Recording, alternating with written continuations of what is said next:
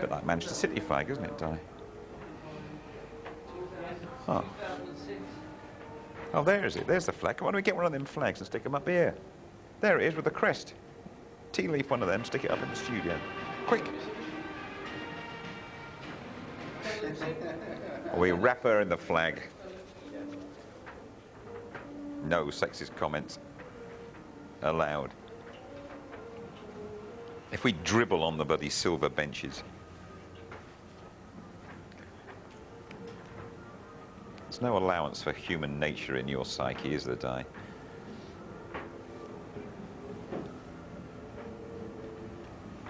Two.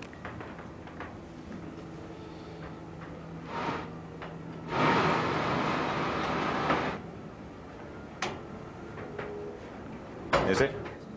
Yes, A bit like this. Overcast.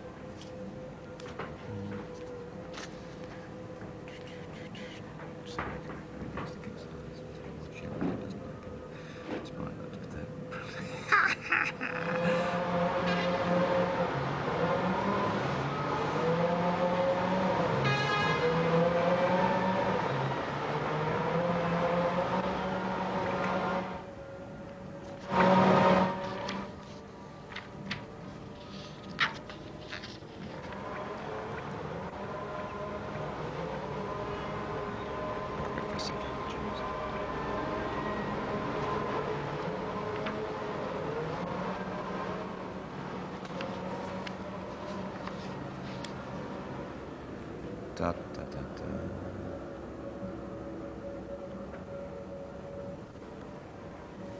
This is only one which I can make out.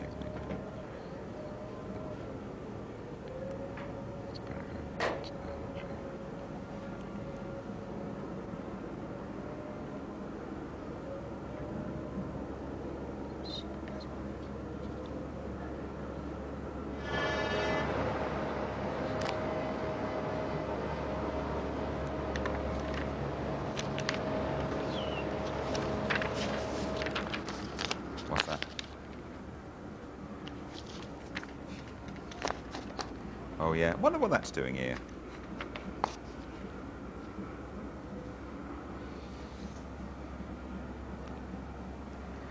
They always do us on that anthem, don't they, in Australia?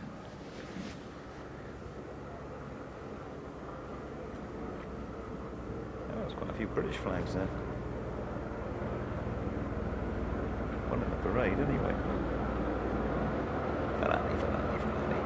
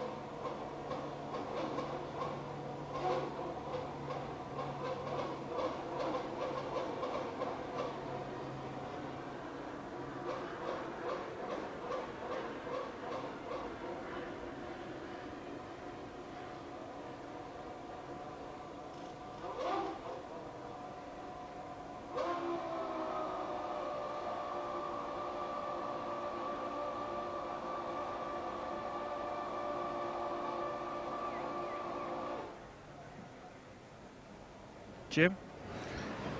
Is Jim there? Hello? Jim Rosenthal, this is James. Can you hear me? Probably not, mate. Jim? Yeah, who's that? It's James. Hi, James. Massimo Trebbi. Yeah, thanks ever so much, James.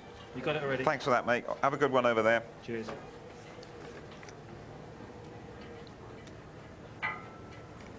Come on, Phil.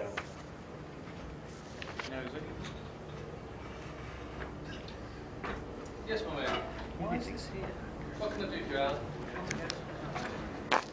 Yes, sir. Talk me through it. DD. No, Have a good show down there. Gerardo, Keith, Di, everyone in the old ovens. Hey, Budweiser commercial voiceover, man. Ah, yeah. Aye.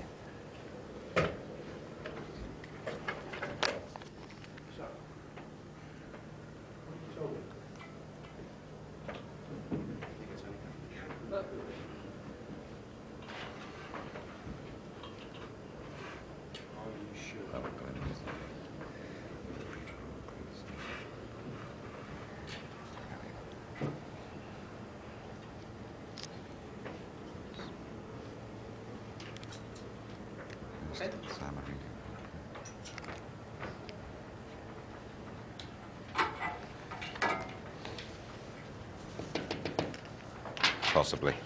You might not get to that. Just in case, I'll hold it to you. I don't think we'll do that. What's all this about you? We don't want to give the bloody current, bloody Murdoch rag, give them publicity, news of the world.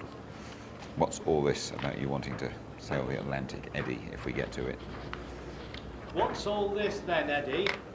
And he'll go, I don't know what you're... Again, we're feeling. What's all this then, Eddie? 3 minutes to 1 air, he's going to beat Berger, isn't he, I think? Is he on the way? Short Ed.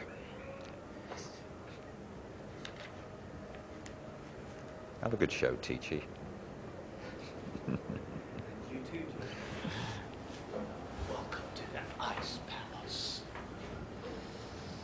It's nice. No. Oh. Ah. Giselle. Giselle. Giselle, you're No here. way. Eddie, if you could just wait over there. Eddie. Giselle's on. Giselle, do you want to go and go with Keith? You can see it all happening down there. Yeah, just go one door. He'll tell you. One door down. Eddie's doing a few personal appearances at the moment. It's all right, Eddie. It's not an earner. You needn't say hello to everybody. Can I get my check here now? You can. 2 minutes. Tell me a few stories I could tell about you, chasing them girls in that pose. Shut your face. Nice to see you, Ed. They lost their trousers. Fucking hell. Always got a soft spot for a man in a yellow shirt. You should know that. Oh, yes, look at that. Hulk over there. Do the wooden one, yeah. Check them off. Yeah, we'll do.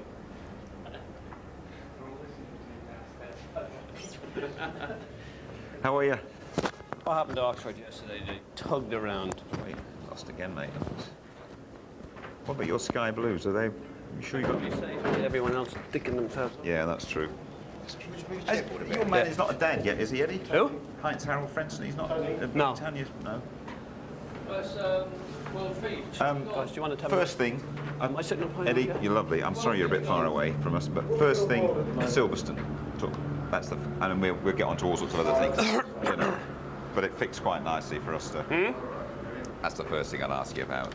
Like what? Well, What's happening? Early. You know, it's very early and home ground, I've been drawing. whatever. Hang on, before we get on to that. He's been. Do you like that? Can I come and work for you as a designer? That's what I'm going to ask. You are.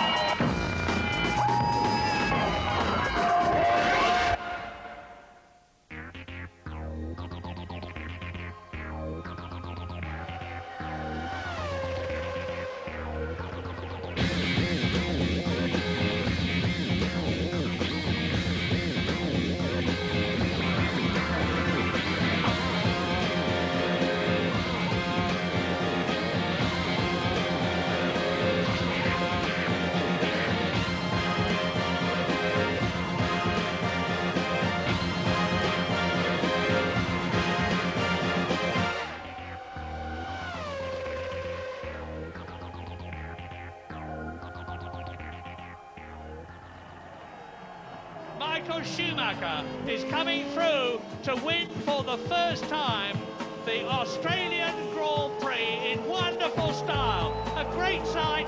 Schumacher wins. Fist out. Victory salute. Michael Schumacher wins in Brazil. 2 races, 2 wins. 20 World Championship points.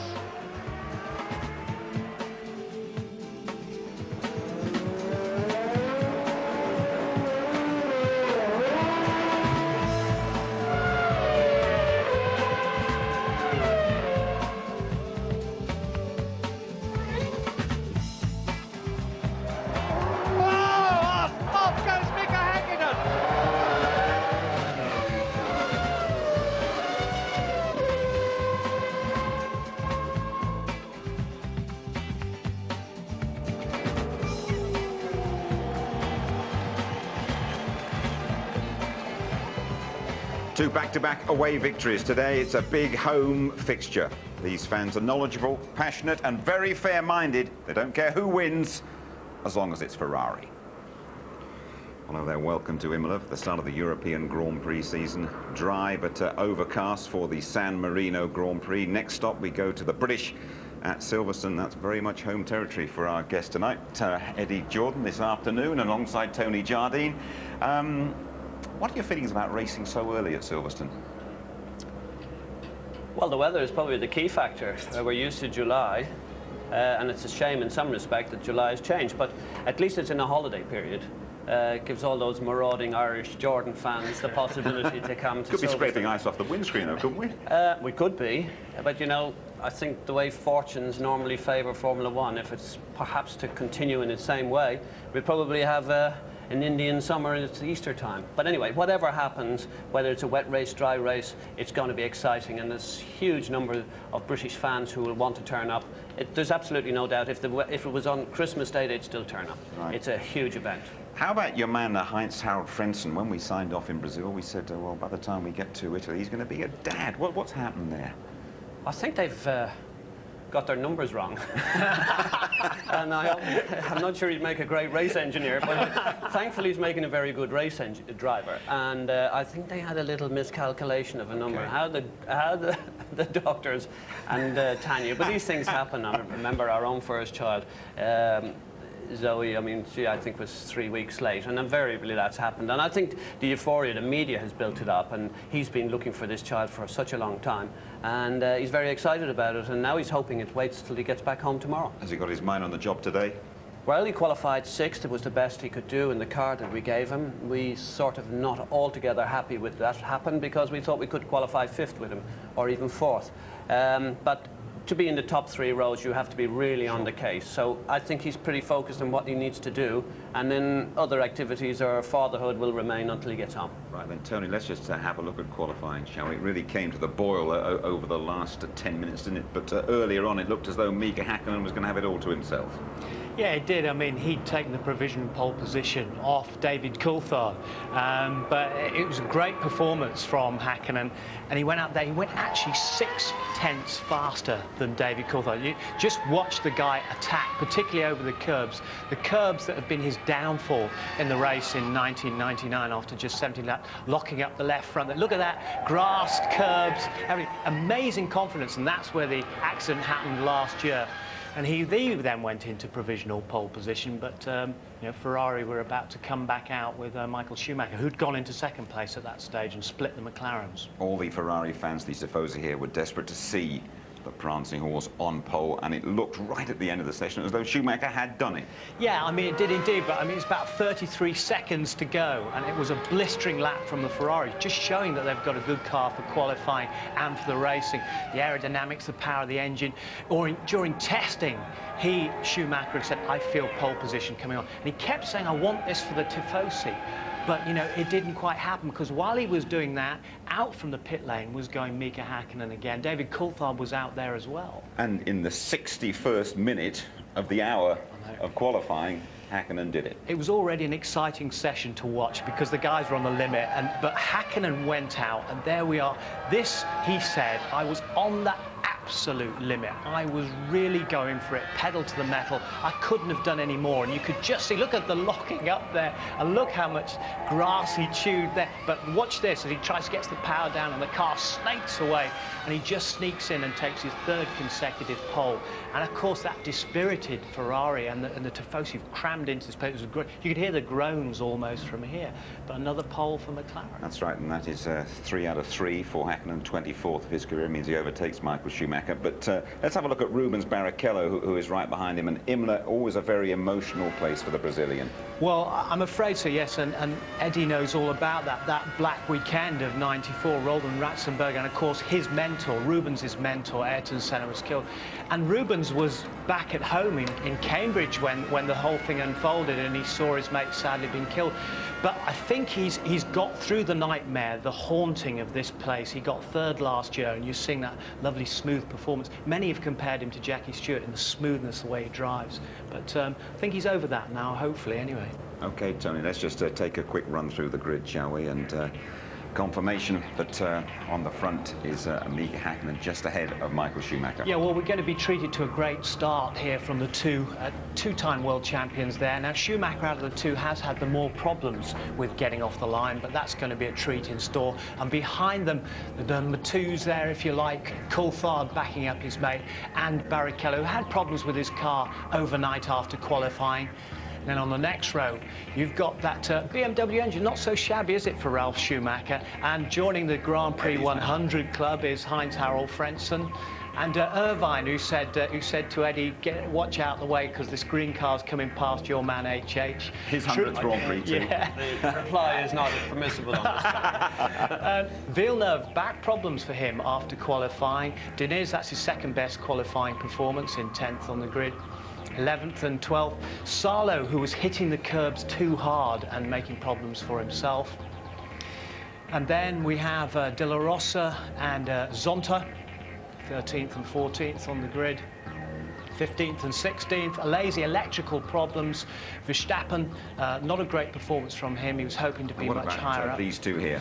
Well, a great shame really for Herbert. His performance was quite flat, like his exhaust, which sent the engine down flat, gone for the hard tyres. Button climbing the mountain, seemingly mountainous, these curbs, and having difficulty learning the circuit. Let's hope he's over that. Fisichella, totally the wrong choice, miles behind Wirtz of tyres. He's suffering. Minardi, a bad practice session qualifying for them. And problems not of his making, Heidfeld right at the back. Thank you very much indeed, Tony.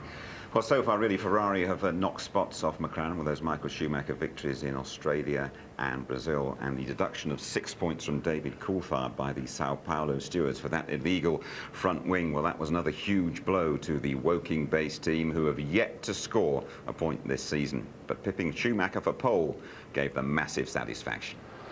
There are a growing number of people in Formula One who believe that Mika Häkkinen is now every bit as good a driver as Michael Schumacher, and in qualifying yesterday he staked his claim to be considered even better. Ferrari came to Imola expecting to get the pole, and Schumacher looked set to claim it with an excellent lap in the dying seconds of qualifying. Cue the outpouring of Italian emotion. But with the track improving all the time, Häkkinen's crew had planned one last hot lap, and the Finn delivered, nicking the pole by 9/100ths of a second. It was Häkkinen's 3rd straight pole of the season. McLaren were exultant. Michael Schumacher was gutted. Actually, yes, I'm disappointed because again it should have been possible, and I destroyed it. Made a mistake which cost me too much lap time to continue, and that was very annoying for myself. I'm happy. Maybe I'm not showing my excitement at the moment. There's no point to do that because tomorrow is the race. I just said that the engineers did a great job to able to balance the car like they did, and the whole team did a good job. But qualifying is one thing, winning a 62-lap race is another. Both teams are right on the limit at the moment, but Ferrari have had the reliability to win the first 2 races, whereas Häkkinen's McLaren has failed both times while he was in a position to win. Today's race, therefore, has a critical importance to both teams. For McLaren, there are still question marks over the reliability of the engine, and you can tell that Häkkinen is desperate to get 10 points on the board this afternoon and make up for his mistake here last year.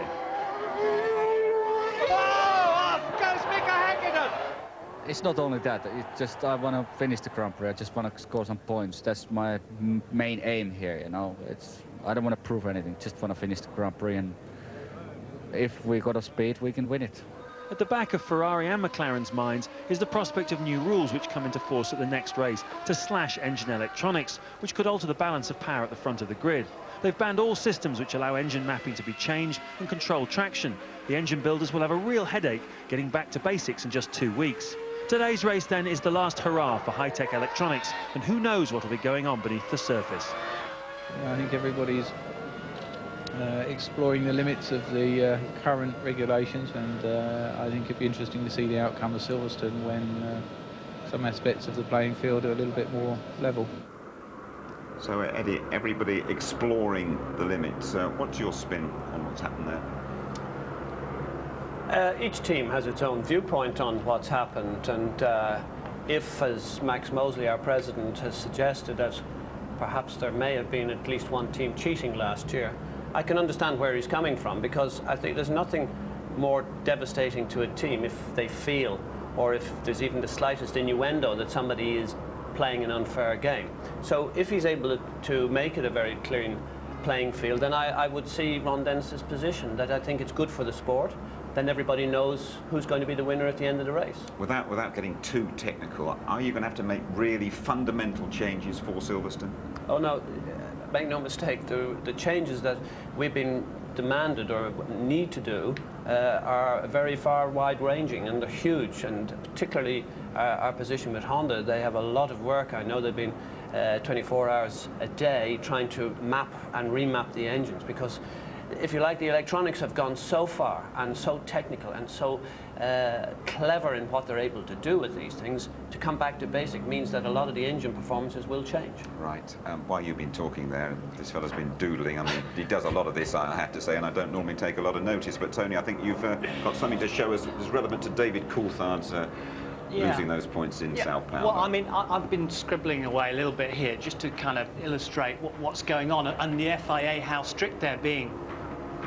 There's the plank that runs right down the centre of the car on the underside. That is actually the reference plane from where they take the measurement of the front wing. From that up, that's the reference plane again, to the wing rear end plate. Now, because of all the bumps and bashes that the car took over Interlagos and the bumps, the wing end plates, they were rotating on their axis and actually going lower. You're allowed 50 millimetres from the reference plane to the bottom there. McLaren were measured at 43. So 7 millimetres out, you're allowed a 5 millimetre tolerance for manufacturing, okay? That meant they were 2 out. Now, when they went to the court with this, to the FIA, they said, I'm sorry, mitigating circumstances aside, it was the same for everybody, you're still out. Play art master here. How many out of 10 for that? Can I come and be a designer now? He'll sign it for you if you want before you go. He's obviously been to the Ron Dennis School of Charm here, there's no doubt about that, but he obviously hasn't been gifted with the same artistic license, because that's what that is. Are you crazy? How can you say it's 2 millimetres out when it's 7 millimetres out? The maximum tolerance is 5%. Let's talk about your man today, Jarno Trulli. I mean, who the Italian fans will be backing, but he says he feels more British than Italian. Is that right? It wasn't by any coincidence that you're a British television crew and you needed to be on your station, but no, he is a fantastic boy, I have to say. There he is on screen. He's brought a very light-hearted effect. He gels perfectly into the Jordan style. I have great future plans in my mind as to what he can do. Hopefully most of that will be with Jordan. But he's a very young guy, he's very bright, and he's enormously quick. You just don't become world champion in karting 3 times in a row unless you're at the very highest level of your sport, and that's where he is. Before you go, briefly, your expectations from the San Marino Grand Prix? I'd love to see lots of rain. I think you're going to struggle, 10% chance, I think it is. I think it could be there before we know it. But I see a huge titanic battle between Michael Schumacher and, of course, Mika Häkkinen. The problem this year for Mika is the pressure is on him. Michael can afford to finish second. Mika must win the races now. He cannot afford to be beaten any longer. If they're the 2 protagonists for the championships, and I'm not ruling ourselves out of that, of course, but it will be a huge battle, and I think this battle can start here to be a very exciting race. Thanks very much, Eddie. We always appreciate you coming over here, and there's the sound of the cars. It's just under half an hour to the start. I know you've got to get back. Thanks as always. It's a great pleasure. Thank you. Well, really, as Eddie's been saying there, Mika Häkkinen really has to kickstart his season here this afternoon. Despite that brilliant qualifying lap, he doesn't like Imola. He's raced here 7 times, and 3rd is his best ever finish. Last year, he had the race in his pocket, and then he put the McLaren in the wall. Go! Good start by Mika Häkkinen. Prenson dives out from the pack. Villeneuve has stalled. Jacques Villeneuve has stalled from 5th position on the grid.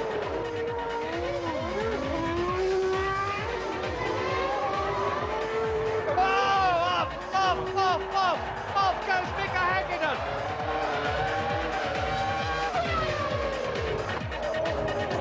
That's one less Freddie Irvine to worry about. Very, very finely balanced, this one. David Coulthard now in the pit lane, and 6.9 the target, 18.3 seconds Coulthard's lead before he came in this time round, and I don't think that's enough to get back out in the lead. Schumacher takes the lead. It's too long. Come on, Alan, give us a break. Tell your chap to move over and let David through. He is, after all, a lap ahead of him. David tries very hard, too hard. Tannis goes through again. And he's got ahead of the traffic, and he's got ahead of David Coulthard. And out goes Eddie Irvine. Fist aloft, a gesture of victory, a wonderful win for Michael Schumacher and Ferrari, and the Ferrari team are justifiably absolutely euphoric.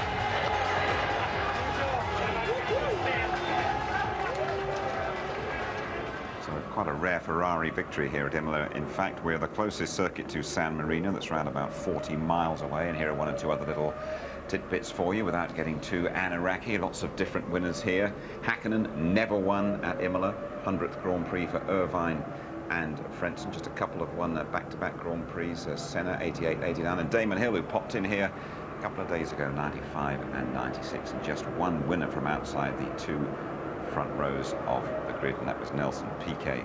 Started 5th on the very emotional day back in 1981. Right then, let's drive the 3 miles around Imola. It's a tough circuit for brakes. Those big chicanes, riding the curbs, an essential skill. It's Martin Brundle with one of the Ferraris that 125,000 fans have come to see. You're on board with Rubens Barrichello. Let's share his best lap from qualifying yesterday in the Ferrari. Stay on the left-hand side down the pit straight. It's less bumpy and a shorter route towards Tamburello. 185 miles an hour. Straighten out this kink and then left 125, 85 miles an hour now. And don't lift the throttle on the exit. Ride the curb a short straight. But you'll still be doing 185 as you arrive at the Villeneuve chicane. 125 now. Now down to 70. Tightens on the exit. A short squirt. Bring the car over to the right-hand side for Toza. Just 60 miles an hour, turns in nicely there for Barrichello, controls the wheel spin on the exit. Now move over to the left-hand side in a diagonal, pop over the top of the hill. Piratella is ahead of you. 180 miles an hour on the way in, 100 through the middle, cascading downhill now to the best corner on the circuit, Acqua Minerale. 180 now, sweep down 150, and now down a second time to 70. Into the foot of the hill, let the car run to the outside. Great feeling as you accelerate towards Variante Alta. 185, but you can't see it. Flick-flack across the curbs, and then use a little bit of grasscrete on the exit. Now take the line of least resistance towards the Rivazzas. No need to lift the throttle here as long as the track is dry. And then brake ridiculously late, down to just 75 miles an hour. Short squirt on the throttle, still 3rd gear, 80. Now play with that throttle, and you're heading in towards the end of the lap. An easy sweeping right-hander into Variante Bassa, the low chicane. Watch him come down the gears, really struggling to get enough gear shifts in before he's already heading into the pit straight, over the start-finish line. A great lap from Rubens Barrichello. Great lap from Rubens. Have a look at this. This is warm-up this morning. This is Michael Schumacher giving his front jackman, Massimo Trebbi, a very nasty shock. Massimo's knees went all trembly at that point. Nose to nose, nasty shock. Didn't take the full count. I'm delighted to say that Massimo is okay. Gentle words of comfort from Michael Schumacher, the only Ferrari winner here in the last 17 years. There he is on his installation lap. When you rejoin us, we will get serious with FIA President Max Mosley and go for a spin with Giancarlo Fisichella. us live at Imola, counting down to the San Marino Grand Prix. Watch for David Coulthard today on the second row, and he really loves this circuit. Well, now the first of a new series of Murray Meets. Murray Walker talking to the big movers and shakers in the world of Formula One. Today, Murray's button holder man, whose use of the word cheat has reverberated around the sport this weekend.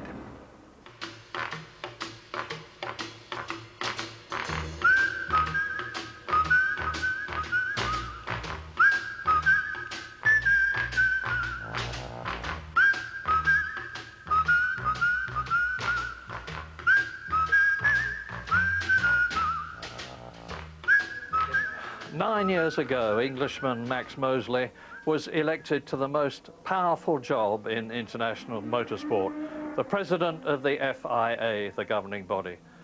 And Max, a heck of a lot's happened in your time. Are you happy? On the whole, yes. I think the main thing has been trying to keep the safety moving, get improvements there.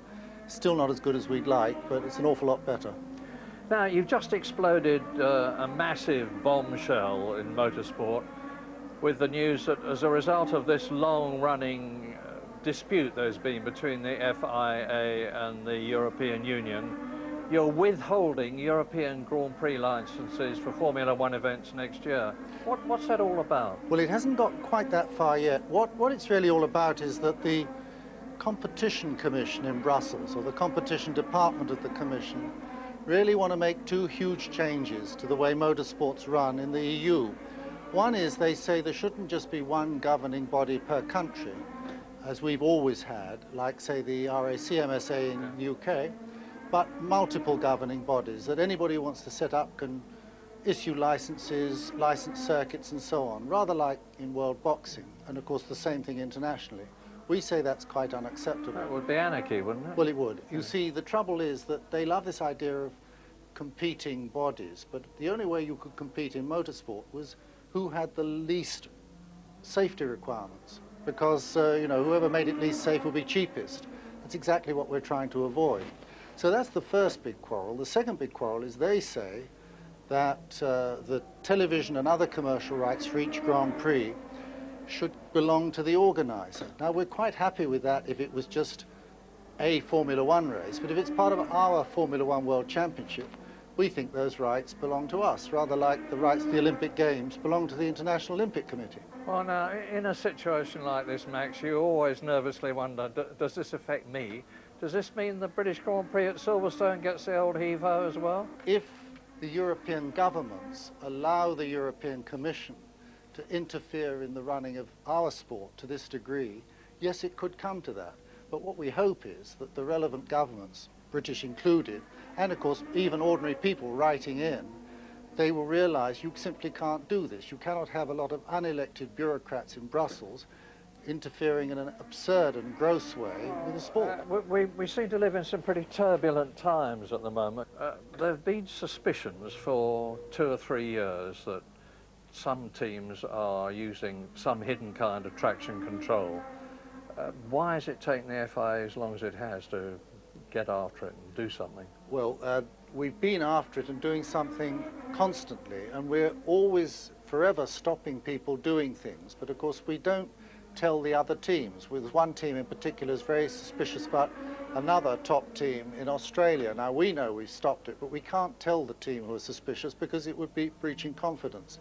We are totally on top of it. The reason we've taken these rather dramatic steps is that evidence emerged that somebody did something last year that we didn't spot, and something really quite serious.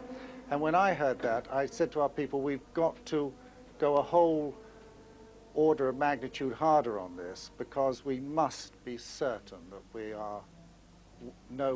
know what's going on. Major team or a minor team? Middle ranking. Yes. No names, no pack drum. Dan. Formula One is booming, booming, booming, enormous actual audiences and gigantic television audiences all around the world. Can you see it plateauing anywhere? I hope not. It's been, traditionally, it was always the countries where there was a driver or a circuit or a car that followed Formula One. Now we're getting countries where none of those are present, following it in huge numbers, and there is no reason why it can't go on getting even bigger and even better. Thank you, Max. Don't leave us, we need you. You're very kind. Respect, Max. Yes, we should do all this. This is like Ali G. Don't know about Ali G, but how much respect have you got for that stance? Enormous amount of respect. I think it's 110% the way to go. You've got to stop the spread of all these gizmos. And as Max Mosley has said, it has to remain a human contest. Otherwise, you're detracting from what the driver can do. And it's all about the drivers. Yes, the cars as well. Go too far with all the electronics, we're losing it. Simple as that. Thank you, Tony. Let me just remind you of the standings. Of course, Coulthard lost his Brazilian points. Schumacher, the 20-point maximum. Barrichello and Ralf Schumacher, third equal. 20-year-old Jenson Button promoted to sixth, and he's the youngest Grand Prix driver ever to score a point. But just look at Giancarlo Fisichella, the Roman, second in the Benetton, fifth in Melbourne, elevated to second in Sao Paulo, and that's reason enough for Louise Goodman to hitch a ride with him. It's raining. It is. Is it going to rain this weekend? So this is a special race for you? It's a special race for me. It's my home circuit. I like the circuit because yeah, I won my first race in Formula 3. Right. I scored my first point in Formula 1 with Jordan in the 1997. Yeah. Last year I finished 5th. So I think there is a good feeling with the circuit, and I hope on Sunday to get on the podium again. Why is it? What is it about the Italians and motor racing? I mean, it's like, it's almost as if you're born loving it, aren't you? Why is that? Because in Italy there is Ferrari, and they are crazy just for Ferrari, even for the Italian drivers, even for me. Were you like that when you were a child? Were you a big, passionate Ferrari fan? No, I was, when I was young, you Yeah. mean? No, I was just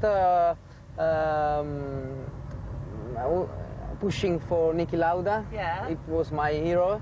Yeah. And then for Ayrton Senna, but not for Ferrari. I don't know why. So you're not a true Italian then? I am Italian. Let's talk about you now, your start to the season. I mean, you have had a really brilliant year so far, haven't you? Yeah, I am very pleased for that. I feel very confident, very strong inside. It's a good moment for me, and I feel even very confident because the car is getting better. There is a very good performance. It's very reliable. Even the engine is very good. It's much.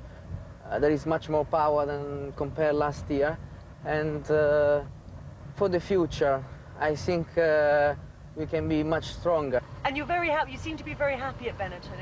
Is it a nice team? Yeah, it's my third year with them. There is a very good feeling with the mechanics, with the engineers, especially with the engineers. They understood me straight away. They know my style of driving, and in the last two races, we did a very good job from the Friday to the Sunday. And you like them all so much, you're buying them all dinner tonight, I understand. Yes, there is a nice dinner. I invited all the guys, and we go here close to Imola to be a little bit together. And tomorrow we start. Does it make a difference to do that kind of thing, do you think? I think it's important. It's important to have a game of feeling. It's better because the team must be like a family. Arrived with him this morning. The Imola family gave him a great reception, but Fisico starting a distant 19th. Well, 2 stops is very much the norm on this hard-braking circuit. Here's James Allen for his thoughts on today's strategy.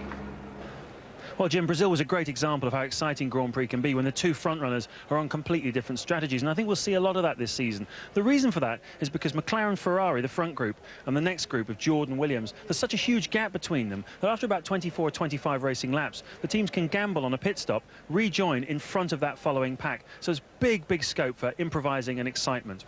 Today, I think we'll see mostly 2-stop strategies, with the first stop around about lap 24, but tyres could play a key role here today. Mika Häkkinen has opted for the softer tyre, whereas David Coulthard and both Ferraris are on the hard, which is probably going to be better suited to today's cool track temperatures. David, it's the first time this season that you've been looking at someone's tailpipe, but Mika is on the softer tyres, you're on the harder tyres. In fact, there's quite a mix up and down the grid. Is that going to make a difference in terms of the strategy today? Well,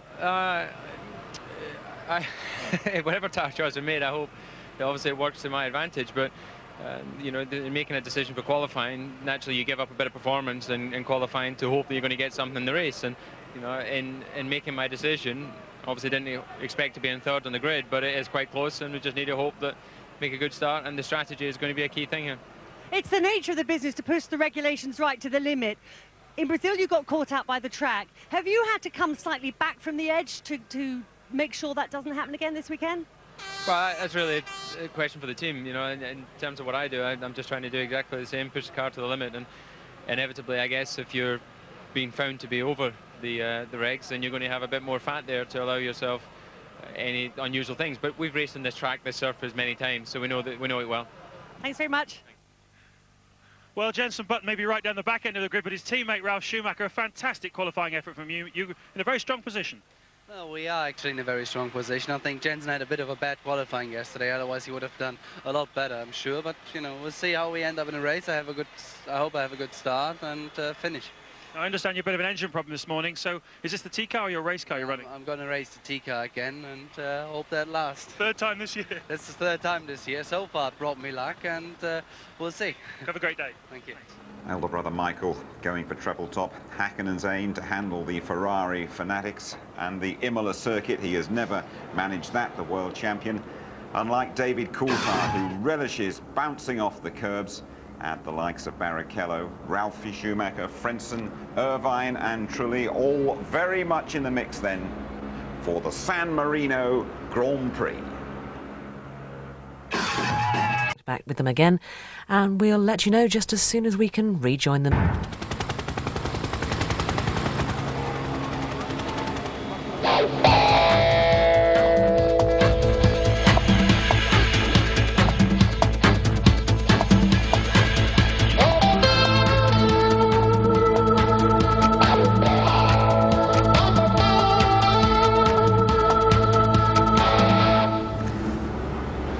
You're back with us on a cloudy spring day in northern Italy for the San Marino Grand Prix. There is massive enthusiasm for the Ferrari cause around Imola. Let's join Martin Brundle and first of all Murray Walker. Hi Murray. I'm fine, Jim, thanks very much. Now, Australia was great, Brazil was very good indeed, but there's something very special indeed about being back in Europe for the first European race of the year 2000 World Championship of Formula One. And what a prospect we've got. You've heard a lot about it already.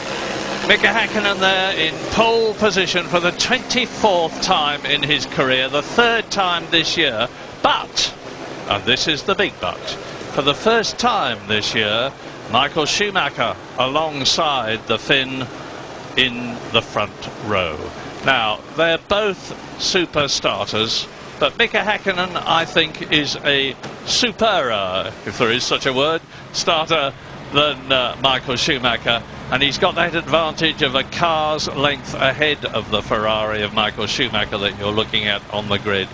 And if he gets away first, it's going to be mighty, mighty difficult for even Michael Schumacher to pass him. David Coulthard there treading on their heels, and this morning in the warm-up the two McLarens were faster than both the Ferraris.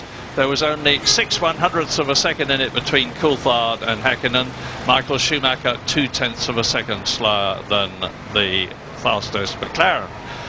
Rubens Barrichello fourth fastest, 0.8 off the pace, so it's looking like another McLaren versus Ferrari contest, but I wouldn't like to put money on any of the four of them.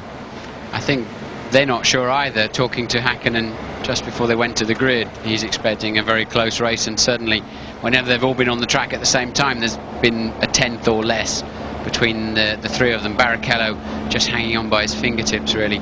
Coulthard you saw getting in the car quite late. That's because he left his earplugs in the toilet, would you believe? But all of these simple things can affect you when you've got to get a Grand Prix underway.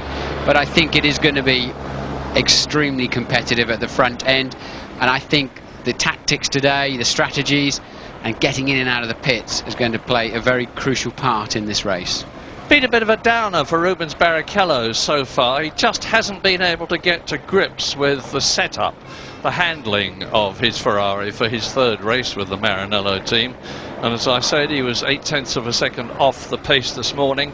My man of qualifying, really, in spite of Mika Häkkinen's absolutely sensational lap, was Ralf Schumacher in that Williams BMW, 5th fastest on the grid. And this is from an engine that I think BMW have deliberately been downplaying in terms of its effect and advanced technology, because it did extremely well, of course, in the first race of the year, 3rd place in its first Grand Prix in Australia, and Ralf Schumacher, who took that 3rd place, was in 5th position in Brazil.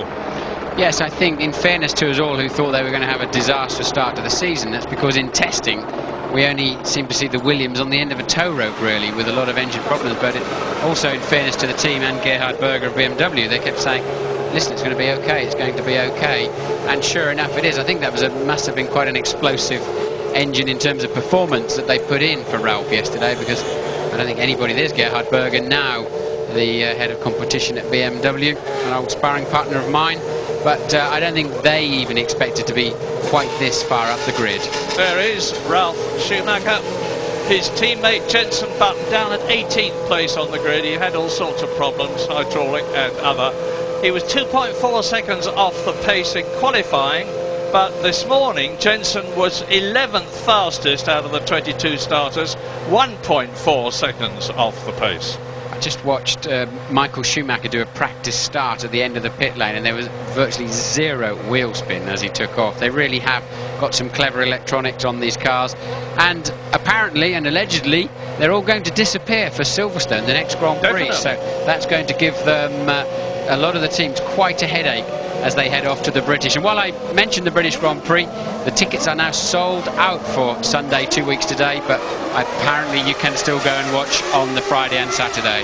So away they go on the formation lap into the first left-handed chicane, left and right at the Tamburello, and left on the grid is Nick Heidfeld, and he was starting last in the Prost. They've really not done very well here any more than they've done well at the other 2 races. They're very late in their development. And so this is the Villeneuve chicane and up to Tosa. Yes, well, of course, if you stall on the line, you have to go to the back of the grid, and as you've already pointed out, Mary, he can't find neutral. That's his problem. They've got the back jacked up and he can't get it into neutral. They can drop him off the jack, but when he gets round to the start-finish line.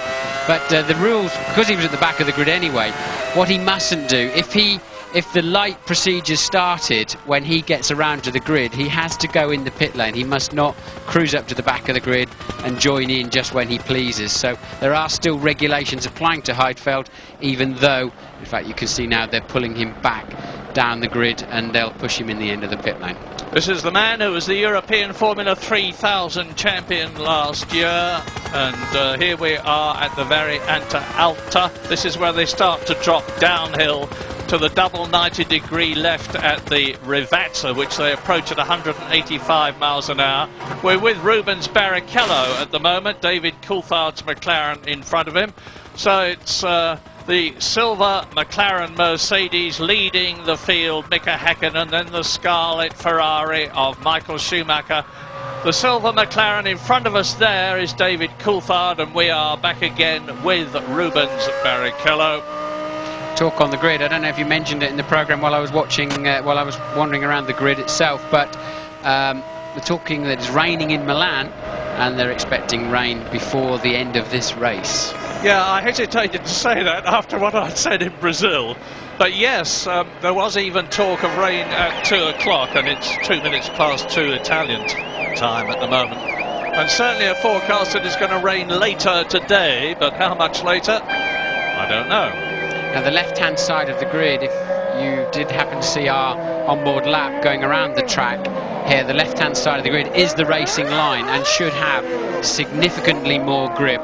So the 2 McLarens are 1st and 3rd on the grid, 2 Ferraris 2nd and 4th. Theoretically, the McLarens should have a better bite from the track to be getting away into this race. Johnny Herbert in the 2nd Jaguar, 17th on the grid. There's Jenson Button, behind him Alexander Wurz as we go down the grid. Ralf Schumacher, Frentzen, Eddie Irvine in the top Jaguar is 7th on the grid. That's a very good position for him. Johnny Herbert, as ever, has had all the trouble that the Jaguar team have been having, and it's a 62-lap race. It's going to last over an hour and a half, and it's going to be absolutely crucial for the World Championship.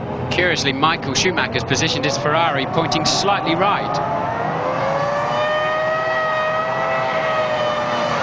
That's it, away they go. Good one, Hakkinen, good one, Schumacher, and Rubens Barrichello is alongside David Coulthard. It looks to me as though he's going ahead, but Michael Schumacher fighting for position, and Barrichello has got ahead of David Coulthard, and that is a real strike for Ferrari. So it's McLaren, Ferrari, Ferrari, McLaren. David Coulthard ducking and diving, and Jacques Villeneuve has come up extremely well from 9th on the grid to 5th in the race. He's in front of both the yellow Jordans, who are fighting each other as they go round the Tosa, the left-hander, and climb up towards the Piratella. So Barrichello, Coulthard, and the rest of them streaming through. Yes, Michael Schumacher slow off the line and was very, very aggressive to Coulthard, and that's eventually put Coulthard behind his teammate too. So Michael sweeping across the racetrack and into Tosa. The two Jordans very nearly made contact, but Hakkinen out front, pulling away already, and Michael Schumacher, look at the gap back now to Barrichello. That's going to be a headache for Coulthard and the following pack, because there really is very few overtaking opportunities on this racetrack. So Mika Hakkinen has got the advantage at the present moment, and both the Ferrari in the front and the McLaren behind it are pulling away from their teammates. There's a discernible gap developing, and that's Marc Genet going ahead of Johnny Herbert, and Michael Schumacher has actually closed the gap on Mika Hakkinen a bit. Remember what we were saying earlier on as Nick Heidfeld joins the race, what we were saying earlier on about strategy, tyres, the amount of time it takes for fuel is going to be very important in this race. Probably a two-strop strategy for the leading cars, and at the present moment, totally expected, what I expected. Mika Hakkinen got away better than Michael Schumacher. Look at the gap that's developing between them. Rubens Barrichello, followed by David Coulthard, followed by Jacques Villeneuve. Superb start. Then the two Jordans, behind them is Eddie Irvine. The guy who really got a rocket start was Ralf Schumacher, actually, but he's now down in 9th place. He had to take to the grass. His brother pushed Coulthard wide, and Ralf was the net loser, especially in that one. Hopefully we'll get a replay of that start. There was a lot of action for us to have a look at. And of course I'm going to be watching Jenson Button. He started 18th on the grid. He finished the first lap in 17th position, and we've still got a long, long way to go. Barrichello, Coulthard, they're pulling away from Villeneuve, and behind Villeneuve is Jarno Trulli. Here's the start. Now here's the start. Look at Michael Schumacher snaking across, gets in front of Coulthard. Coulthard has to lift out Ralf Schumacher on the grass and gives Barrichello the run. He so nearly took Michael, actually. Now Barrichello jumps on the throttle, look, squeezes Coulthard wide, and then he has the position. Sensational start for Jacques Villeneuve too. Over the line, and Michael Schumacher is now faster than Mika Hakkinen by just 1/10 of a second at this stage of the race. As line astern, they come over to complete another lap. They're on their 3rd lap now out of 62. Mika Hakkinen leading the Ferrari by 1 second, and the fastest lap by Michael Schumacher, which we've just had, will have closed that gap a bit.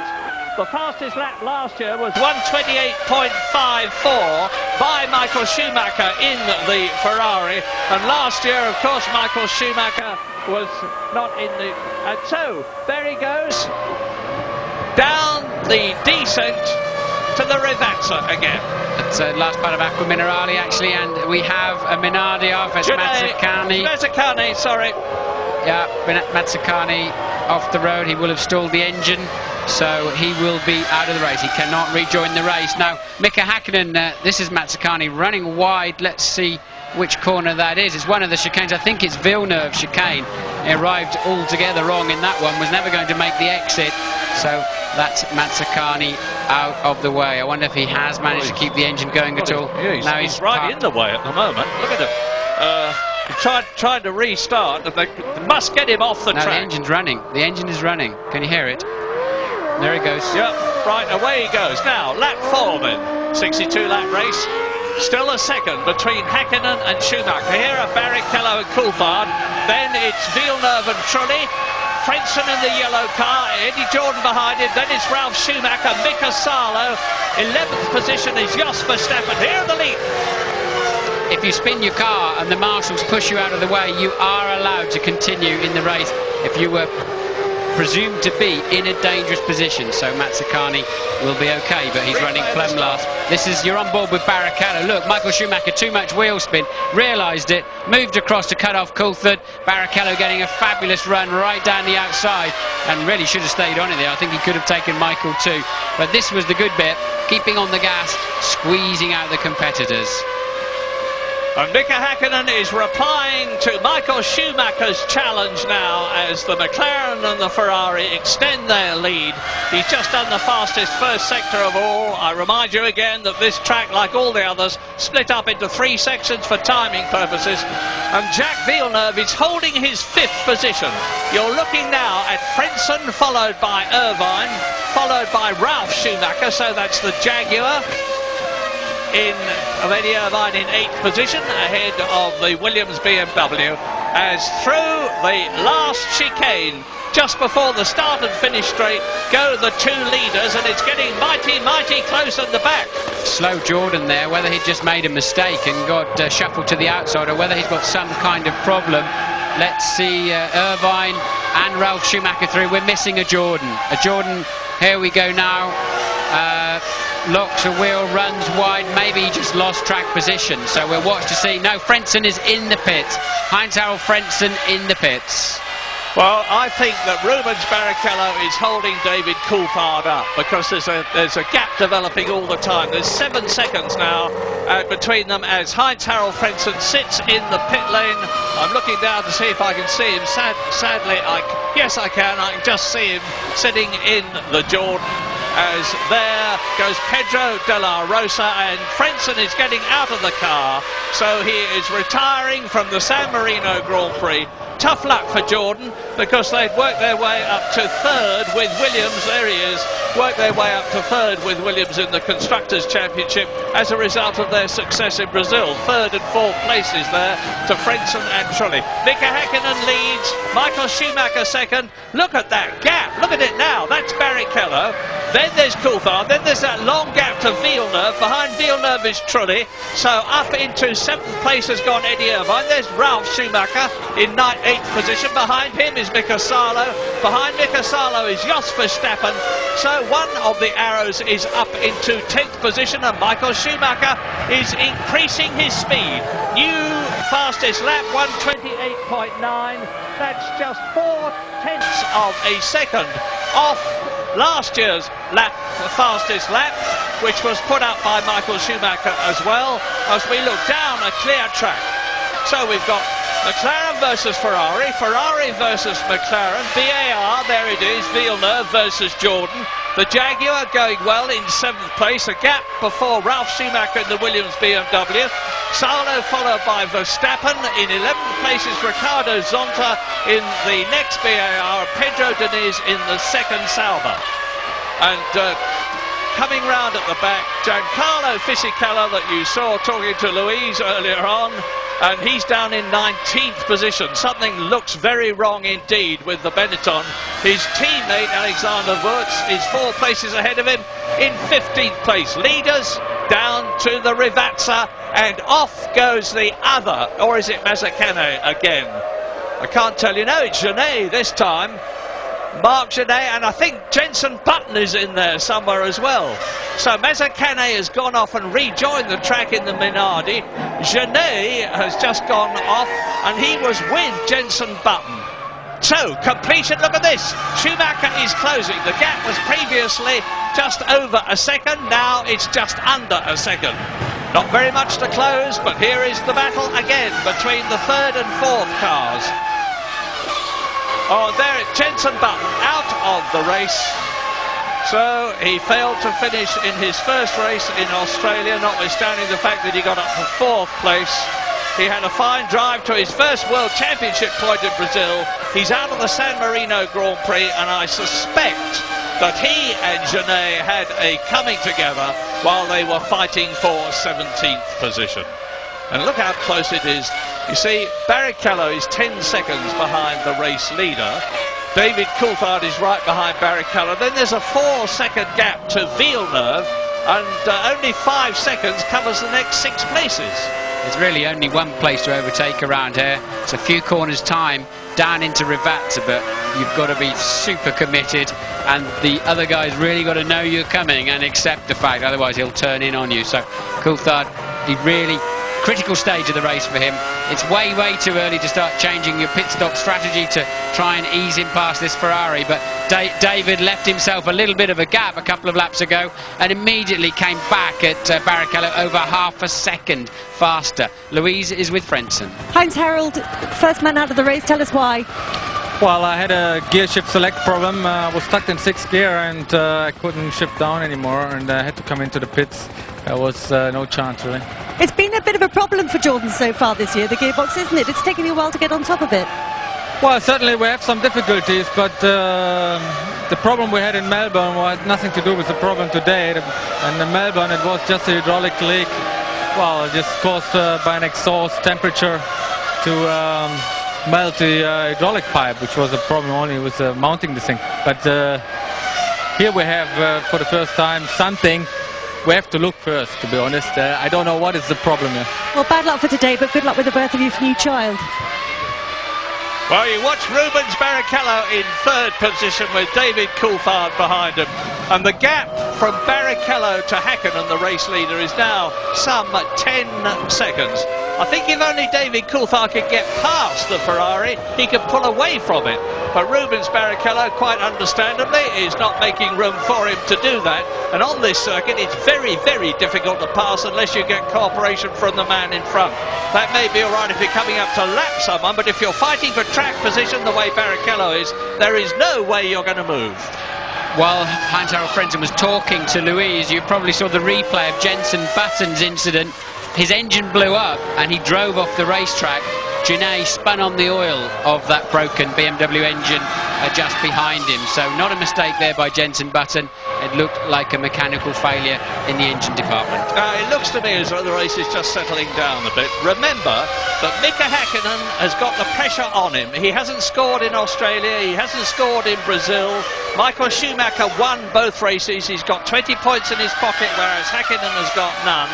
Michael Schumacher can afford to settle for 2nd place, and he will be keeping Häkkinen under pressure all the time.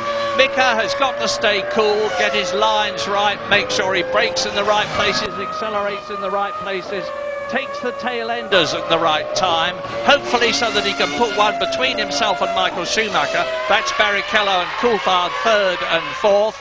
And the gap is increasing now, something like half a second a lap between Häkkinen, who is leading, and Barrichello, who is in 3rd place, and therefore Coulthard, who is in 4th place. 5th is Villeneuve, 6th is Trulli, 7th is Irvine, 8th is Ralf Schumacher, 9th is Mika Salo, top 10, Jos Verstappen. And news from James Allen in the pits. Yeah, just looking at the figures here, the lap times, that kind of thing, trying to work out what everybody's doing. It looks to me obviously as though Häkkinen and Michael Schumacher are on the same strategy, and their lap times very much consistent with a 2-stopper, expecting them to come in sometime around lap 24 to 26, and obviously the timing of those stops is going to be critical. You might see one of them running a little bit longer than the other. Behind them, however, Rubens Barrichello is being dropped about a second a lap, and that too consistent with a guy who's got a bit more fuel on board, which is what Michael Schumacher did here last year. He started with a 1-stop fuel load, and I think that's what Rubens is doing. The critical point of this race then, guys, is going to be the mid-phase between lap 32 and 45, when the 2-stoppers start coming in again. That's when Rubens is going to have to play his role to help Michael get back out in front of Häkkinen. Häkkinen has just done 2 consecutive fastest laps of the race. He's now down to 128.2 and edging away from Michael 3 or 4 tenths per lap. Mika is very happy that he went for the softer tyre yesterday. He was looking at the sky. We were all a bit chilly, wearing a jacket down there in the paddock earlier on. And he said, I've got the right tyres. I'm really excited about this afternoon. I think I've made the right choice, because it's nowhere near as warm as we all expected yesterday. I'm not going to be very popular for what I'm about to say, but there's little doubt in my mind that the first 2 races of the year were lost by McLaren rather than won by Ferrari. Yes, Ferrari won, and they won nobly by finishing, and the McLarens didn't. But the McLarens were handling beautifully, they were quicker. Remember, Häkkinen had the lead, and that's what he's got now. And if this car is reliable, I think Mika Häkkinen, even at this early stage of the race, where on lap 10 out of 62, is looking very strong for his first victory and 10 points of the year. But he's coming up now to Mazzacane, the man we saw go off earlier on. I expect the Argentine driver will be keeping his eye on the mirrors very carefully. If he's not and he holds Mika Häkkinen up, this could be Michael Schumacher's opportunity to close up on the McLaren. The gap between them now is 1.6 seconds. There is Pedro Diniz, and going through on the inside to take Pedro de la Rosa is Jean Alesi in the Prost. He's moved up to 12th position, and Häkkinen is past Mazzacane, who tours almost on the left in order to allow Michael Schumacher to get past as well. And lap 11, 51 to go, we're going for a break.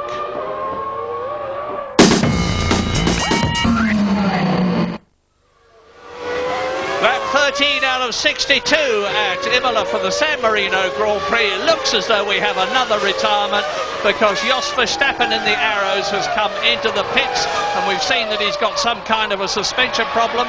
Mika Häkkinen there, still leading the race. Now a discernible gap of 1.7 seconds between him and the first Ferrari of Michael Schumacher. Then it's Barrichello third, Coulthard fourth, Jacques Villeneuve still in 5th position, but right up behind him is Jarno Trullis Jordan, the only one that's left because Frentzen is out. Eddie Irvine is running in the Jaguar in 7th place, ahead of Ralf Schumacher, who started 5th and is down to 8th. Mika Salo is 9th, Zonta is 10th, and Louise Goodman has news. I'm standing here with Jenson Button, actually, Murray. Jenson, we saw you off into the gravel trap earlier. Was there a problem with the car, or was it a mistake? And as I turned into the left part of the second chicane, it just locked, the rear wheels just locked, loads of smoke out the back. It felt like an engine failure, but I'm not going to say anything too much yet. But there you go. You don't seem really to have got to grips with this track. You've not had a really good weekend, have you? This morning it actually got a lot better. I was 11th in practice this morning, and I think we were looking good for the race. We had a good setup for pit stops, I think, and I was in a good position then for a good result. But there you go, it happens. Silverstone next up, we'll see you there. Oh yes. A very realistic response and attitude from Jenson Button.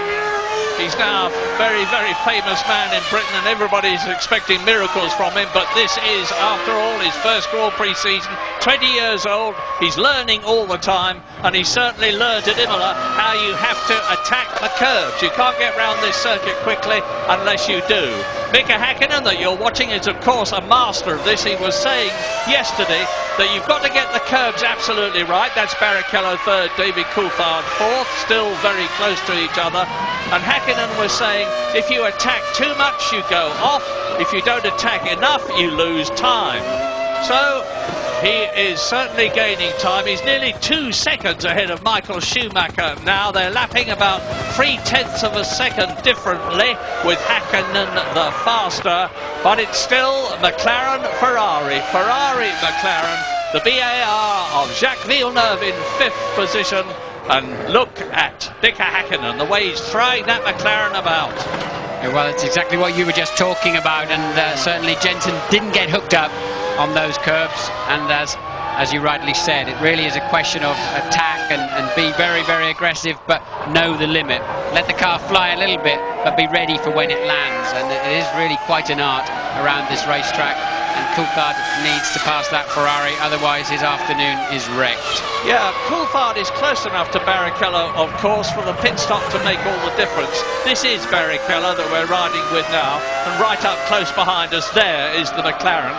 But Mika Häkkinen is looking better and better all the time in comparison with Michael Schumacher in terms of relative positions at pit stops. If Häkkinen comes in before Schumacher, of course Schumacher will pass, but if the Finn's pit stop turns out to be the quicker, it could be very, very close indeed for the lead when Michael Schumacher rejoins. Now we're on lap 15 out of 62 at the present moment. If they're both on two-stop strategies, which we believe they are, they'll be coming in about 9 laps time, and you can expect a stop of round about 8 seconds. When I say stop, I mean with the car stationary. They're going to lose a lot more time than that, of course, going into the pit lane and slowing down. There is now a maximum speed of 80 kilometres an hour in the pit lane on race day. That is very slow indeed. But at Silverstone, remember, when they've got to have new electronic systems in their cars, the drivers are going to be in charge of slowing down. At the present moment, they press a button and it's done electronically.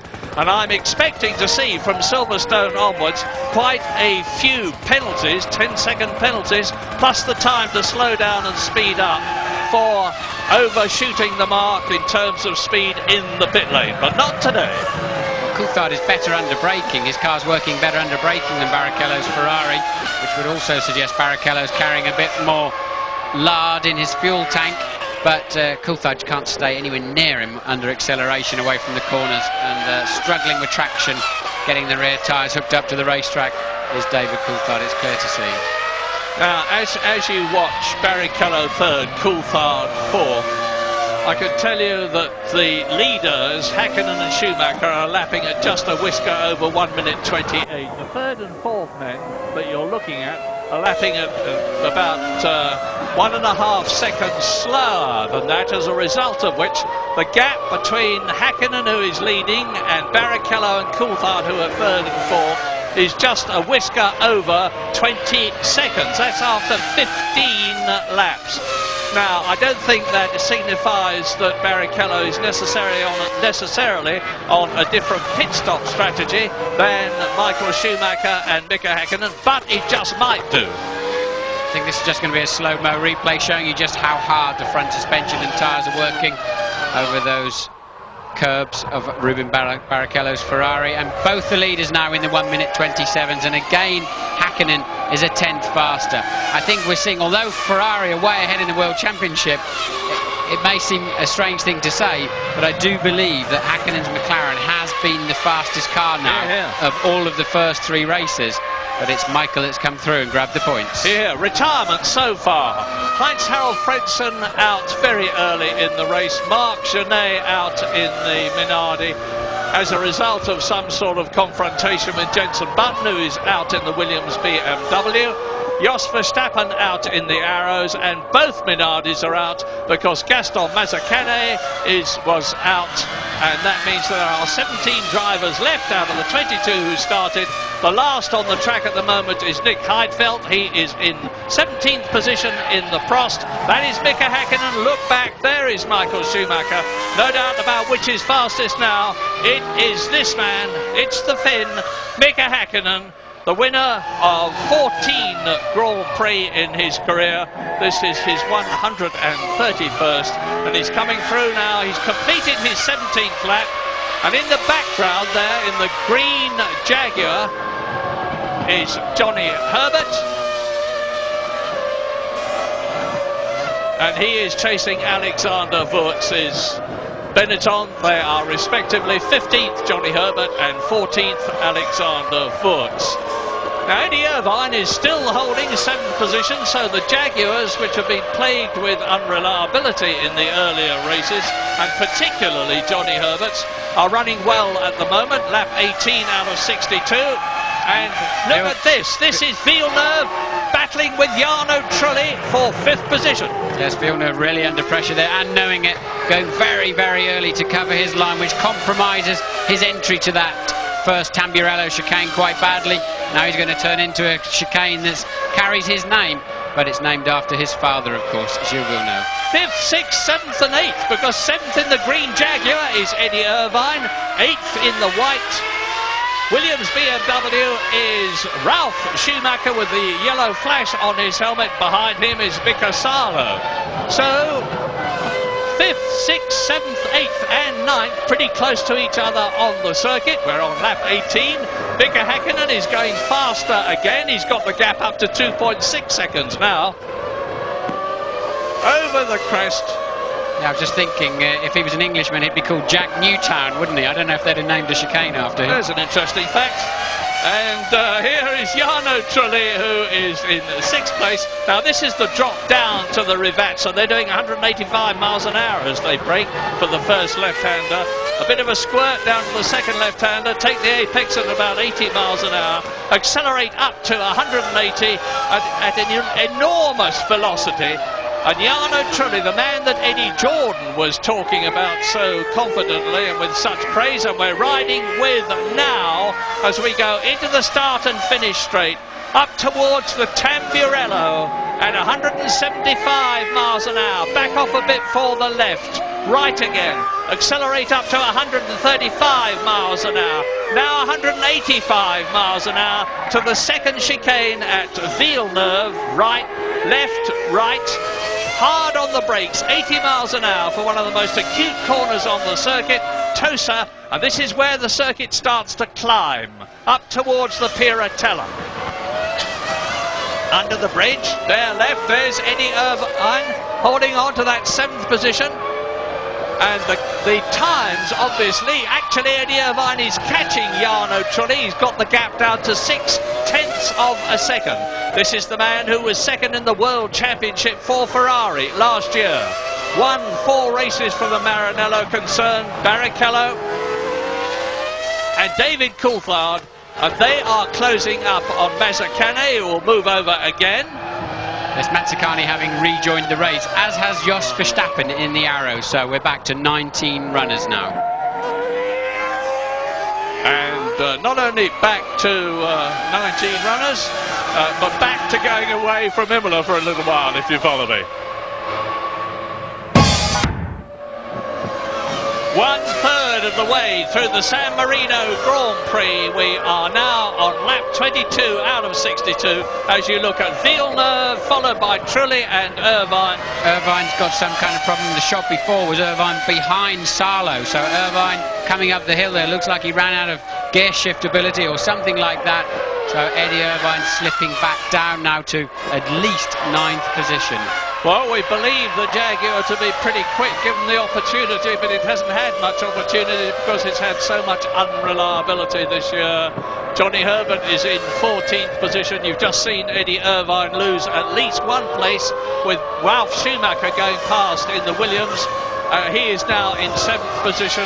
Salo has passed Irvine, who is dropping down through the field. He's only got Zonta 6 seconds behind him now, and if he's got a problem, he's going to slip back down and down the field and probably come into the pits. Rubens Barrichello in the Ferrari, hanging on 3rd position ahead of David Coulthard. David Coulthard, of course, who won here in 1998, finished 2nd here last year to Michael Schumacher. And the German is 3.3 seconds behind Mika Häkkinen. But as I say that, I see that probably Michael Schumacher's got the message that pit stops are imminent because he's on a charge now, fastest first sector of the afternoon. Jaguar mechanics in the pit lane too, but Eddie Irvine is now back up to in the Heidfeld there with his stop and go penalties, what you saw coming through the pits, but the Jaguar ready. Eddie Irvine did have a problem, but he's actually back up to speed in the first sector, a bit tardy in the middle of the lap, so clearly Irvine's still carrying some kind of drama. Mechanics are ready for him if indeed there's anything they can do. Well, we are all keeping a weather eye on the pit lane. James Allen is down there, and James, as I say that, has got some news for us. Yeah, very interesting time this, Murray, in the build-up to the first stops, and I tell you, there's a very intensive discussion been going on between Luca Baldesseri, who is Michael Schumacher's race engineer, and Ross Brawn, of course, the strategist at Ferrari. They're trying to dream up a clever trick now to get Michael ahead of Häkkinen.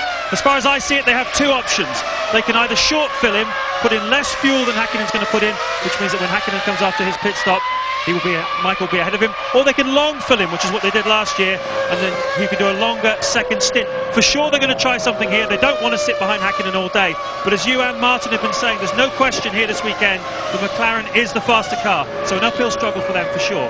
The McLaren is the faster car if it's got Mika Häkkinen at the wheel. It's not if it's got David Coulthard, because you see, David, even if he is in a faster car, it's not got the superior speed enough to get past Barrichello.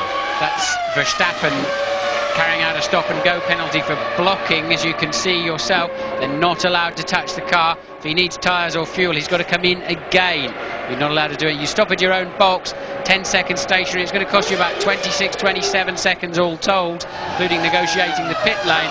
And I can only assume that's because he was blocking the leaders as he was lapped, because he's running last. He could not have been blocking another competitor. Lap 24. Now you watch Barrichello and David Coulthard. I'll tell you what's happening in front of and behind them. Mika Häkkinen has got Michael Schumacher in second place, 3.3 seconds behind him. There's Barrichello, who's 30 seconds behind Häkkinen. You can see where Coulthard is. Fifth is Jacques Villeneuve, 45 seconds behind the leader. In comes Trulli. Sixth is Trulli, or was, because now Ralf Schumacher's gone past him and up into the points, but not for long. Seventh is Mika Salo. Eighth is was Eddie Irvine, but he's in the pits. So it will now be Pedro Diniz and Ricardo Zonta. Truly away first. It amazes me there's not more broken legs in that pit lane as the cars pull away, especially when they sweep back in and your rear wheel cuts the arc of the corner. This is a replay of Zonta getting out of shape into one of the chicanes across the grass. It's the last chicane actually, and then he's going to be, that's Heidfeld finishing his dreadful weekend, parked up, and obviously a technical failure, a little bit of smoke coming from the front, but actually that is just a bit of heat soak from the brake discs and calipers. Louise, what can you tell us about Swerve and Irvine? Well, he's just been into the pits. We saw earlier on, just before he came for that pit stop, he did lose a lot of time. He reported back to the team that he was having a misfire. So what they did, they brought him into the pit slightly earlier than he was due to come in, and they've actually switched something off, according to technical director Gary Anderson. He wouldn't be drawn further on what it was they'd switched off, but he says that he's quite confident that that's going to correct the problem. So Irv's on his way again, and fingers crossed that's the end of the problem. I certainly can't imagine what it is, and he'd switch off to stop a misfire. Let's hope he's succeeded, though. Eddie Irvine's down to 9th position at the moment. In comes the Minardi of Mazzacane, 17th position. Heidfeld, of course, out of the race. Jos Verstappen is still running. Haven't seen him recently.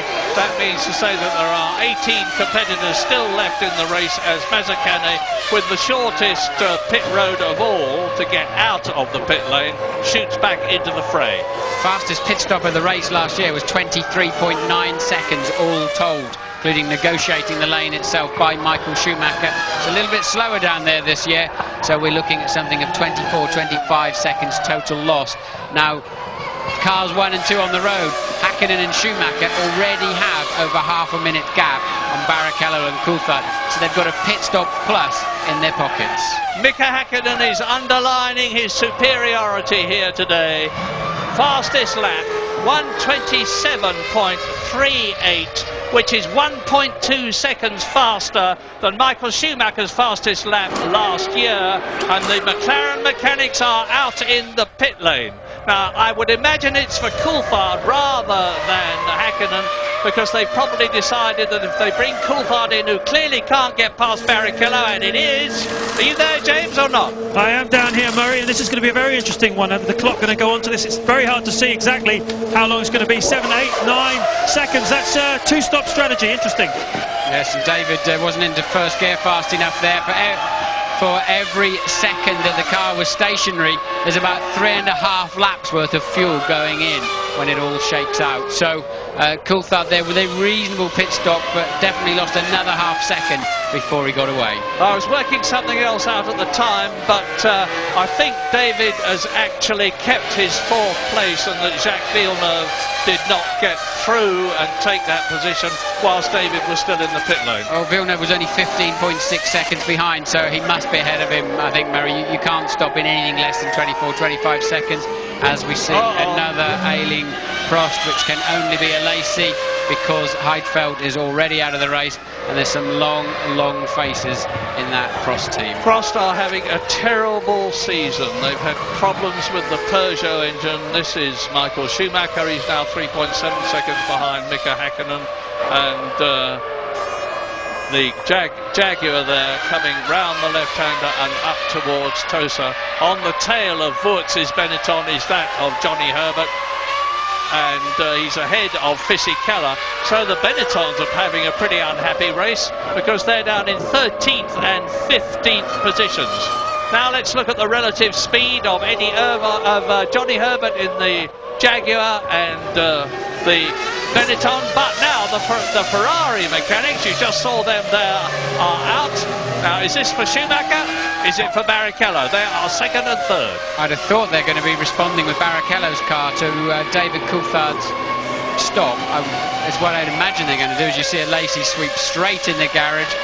But we're getting the information up here that Häkkinen and Schumacher will stop on the same lap. I'm not quite sure where that information's come from, but it's coming through my headphones now. And look, Ferrari and McLaren mechanics, all of them. Yes, here's Häkkinen. Now does Schumacher follow him down the pit lane? Can't see Schumacher going around the last chicane, so he must be in the pit lane somewhere. It's very, very tight entry there. And yes, Michael Schumacher also stopping at the same time. A straight race between the mechanics. James. It took Schumacher a lot longer to get here than I expected, and he's still there, but quite a long fill. What does the clock say, guys? How long was it? Well, 9.9 seconds, Schumacher. He's doing what I thought he would do. He's put more fuel in for the second stint, so it's been very interesting. Yeah, Mika Häkkinen has gained time. He's increased his advantage as a result of that pit stop. But if James is right, and I'm sure he is, there we are. You see, he's gained 2 seconds at least on that pit stop. But Michael Schumacher has had more fuel put in the car. That is going to be very significant in the closing stages of the race. When he comes in for another stop, and new tyres, he'll be doing the end of the race on a brand new set of tyres. And at the present moment, it's still Häkkinen, Schumacher, Barrichello, Villeneuve up into 4th place, Ralf Schumacher into 5th position, Coulthard down into 6th place. The Ferrari mechanics out there waiting for Barrichello to come out. We're on lap 28 out of 62. There's Coulthard now down into the 27s rather. Now he doesn't have to look at the back of Barrichello's Ferrari. Crucial lap now, this outlap. Neither Häkkinen nor Michael Schumacher have got any traffic ahead of them. Look, clear track ahead.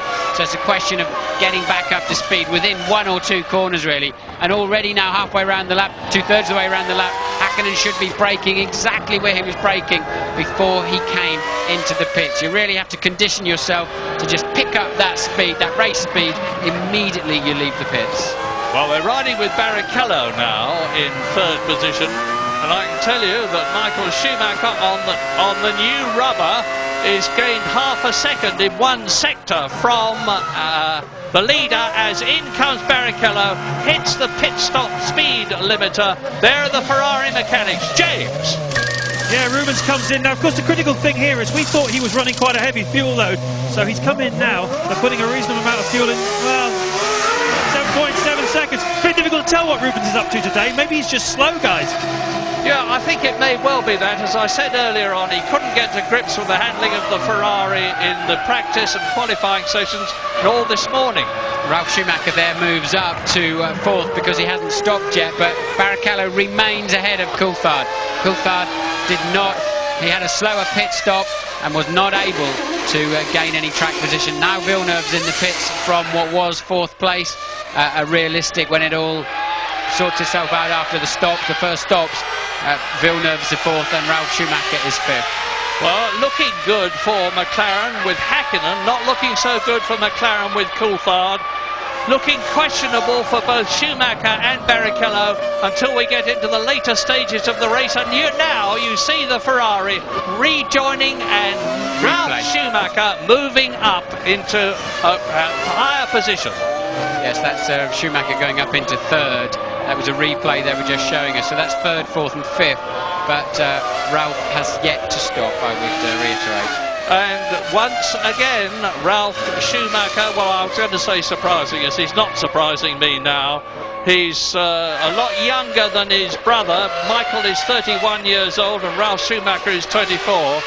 But Ralf is a mighty fine driver. Give him another 5 years and he's certainly going to be up there with his brother, if not ahead of him. It's always been, funnily enough, the younger brother when there have been partnerships in Grand Prix racing, like the Stewarts and the Rodriguez brothers, who has been the faster.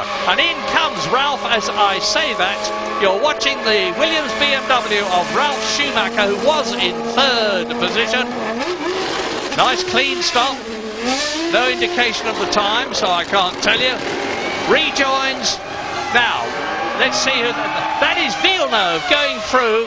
So Villeneuve has got a track position advantage there over the Williams BMW of Ralf Schumacher in the background. We're on lap 30 out of 62, so as near as makes no difference, half the distance as you get that replay of the VAR and the Williams rejoining. It's a horrible feeling when you come on the other side of that pit wall and the man you're desperately trying to get track position on flashes past. It's so frustrating and disappointing, and that's exactly what Ralf Schumacher had to watch then as Villeneuve swept through into an effective 4th position. Lap 31, you're watching the race leader, Mika Häkkinen. Michael Schumacher is 4.5 seconds behind him on a longer pit stop. Ralf Schumacher was 3rd, but is now gone down, and Rubens Barrichello is therefore up into 3rd position. David Coulthard in 4th position. I can't tell you any more of the first 10 because I want to see where Ralf Schumacher is on the circuit, but all we know for sure is that Villeneuve got track advantage on him there. Yes, I said 4th for Ralf Schumacher. I should have said 5th. Coulthard's 4th, Barrichello 3rd, Michael 2nd, Mika is 1st, of course. Look out, it's a break. Lap 32 at Imola, 2 laps over half distance. Here is the top 10. Mika Häkkinen leads Michael Schumacher by 5.1 seconds. Bit misleading because their times at the pit stops were very different. Rubens Barrichello 3rd, 34 seconds behind, just ahead of David Coulthard 4th. They've both stopped. Jacques Villeneuve is in 5th position ahead of Ralf Schumacher, gained advantage on the pit stop. 7th is Mika Salo, 8th is Jarno Trulli. Eddie Irvine still running in the Jaguar in spite of that long pit stop. 9th position, Ricardo Zonta is 10th. 17 runners left, 15 are on the same lap. And out come the Jaguar mechanics for, I presume, yes, it's got to be Johnny Herbert. He has not stopped yet. Over half distance. Eddie Irvine, of course, has been in some few laps ago. You're looking at Villeneuve and Schumacher. BAR Honda and Williams BMW, and they are in 5th and 6th places with Mika Salo in the background in the Sauber as Johnny Herbert in the Jaguar comes into the pits. Clean his visor. New set of Bridgestones go on. Out comes the Jack. There's a problem somewhere. What is it? Right? Oh no, it's just the fuel taking longer than the wheels to change. Yes, one stopper, of course, so 12 seconds is about right. That'll see Herbert to the end of the race. And this will be a replay of the leader, Mika Häkkinen, lapping Jos Verstappen. There must be a De La Rosa, who's 15th, actually, and Mika Häkkinen sweeping through them. Perfect mathematical stop for Johnny Herbert. He came in as we expected on lap 33. That's 1 lap over half distance. It took him 11 seconds, which is exactly what you would have expected. And Rubens Barrichello is still staving off David Coulthard, who cannot make the Brazilian make the mistake, but David needs to get past the Ferrari. Well, 2 teams who did well in Brazil the last Grand Prix, which is Benetton and Jordan, having an appalling afternoon. Jordan, best runner at the moment, is truly in 8th. Frentzen out of the race, and we've got to look down. Where have we go? We're 12th for Wirtz in the Benetton and 14th for Fisichella. Absolutely nowhere. Fisichella currently 2nd in the World Championship as a driver. Right, we've got 3 races at the front. We've got Häkkinen versus Schumacher with 4 seconds between them. We've got Barrichello versus Coulthard with just about half a second between them. And diving through on the inside goes Pedro Diniz to take 10th position from Zonta, who retakes it again. So Pedro outreached himself, dived in too fast, and now he's losing ground to Zonta, and closing up on him are Alexander Wurz. And there it is, there's a replay, you see. Pedro dived through, got onto the grass. Zonta said, thank you very much, I'll have that back again. Nothing ventured, nothing gained. It was certainly worth a go there by Dinitz, and Mika lost about 9/10 the lap previous to this, but now has pulled another 3/10 of that back again. So Mika, I think they're yo-yoing a little bit now between Schumacher and Hakkinen as they go through the traffic. So we're hanging on now to see whether whatever the Ferrari pit strategy is going to help them on the second stop. Now the second stop should be round about lap 43, and that is in 9 laps time. Barrichello's been extremely serene in the Ferrari, but you have to say he's not been stunningly fast. Melbourne he looked half tidy, but in the other races I don't think he's quite, or he's not been really anywhere near the pace of Michael Schumacher in the sister car. No, nor was Eddie Irvine, of course, last year. I mean, if Eddie got within half a second of Michael Schumacher, he reckoned he was doing about as well as he could do. Rubens Barrichello that you're looking at has been closer than that, but not here. He was 0.8 of a second off the pace for qualifying, and Michael Schumacher is not making any impression on Mika Hakkinen.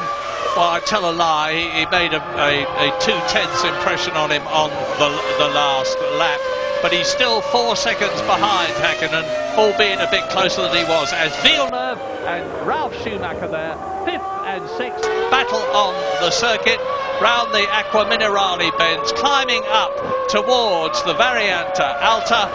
This is it, left, and accelerate away. So BMW V10 in the Williams, Honda V10 in the BAR. Both engines are new to Formula One this year. Both very, very welcome indeed, because there is starting to develop in Formula One a problem with enough good engines to satisfy all the 11 teams, soon to be 12 when Toyota join.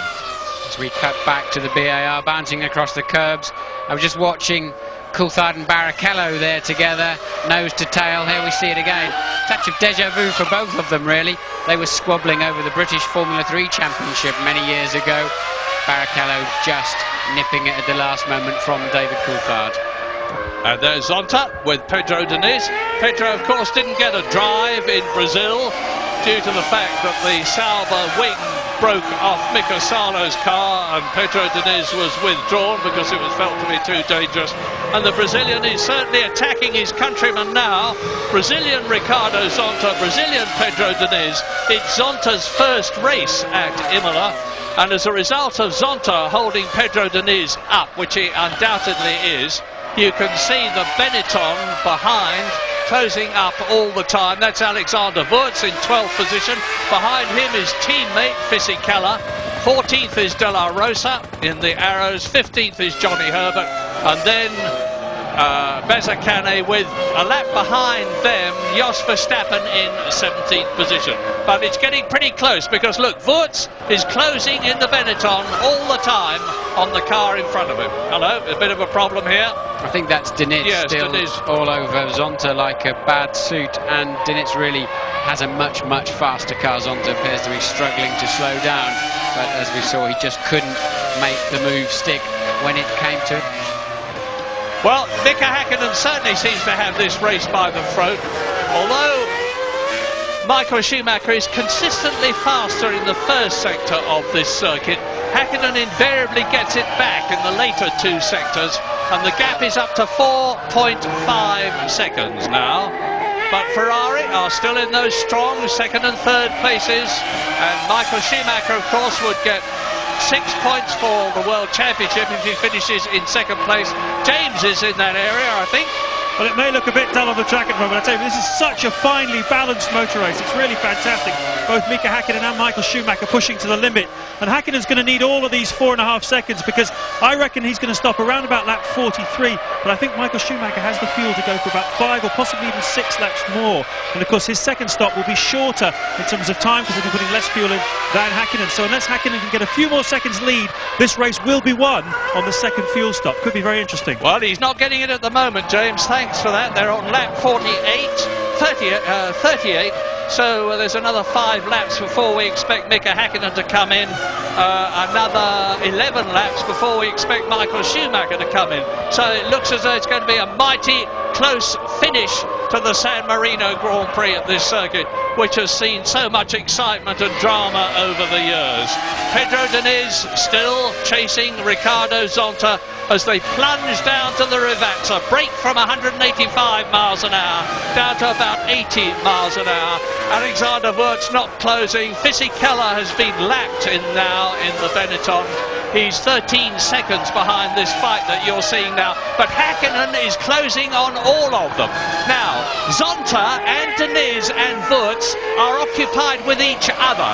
Diniz is trying to get past Zonta, Wurz is trying to catch Diniz, and none of them will be paying much attention to their mirrors. They'll be watching the car ahead, and this could enable Michael Schumacher to close that gap on Mika Häkkinen. This could be absolutely critical. One of those Benettons has got to come in for a stop soon. Neither Benetton have yet stopped. Remember, they went 51 laps into the Brazilian Grand Prix, demonstrating both the size of their fuel tank and the economy of their Supertech engine.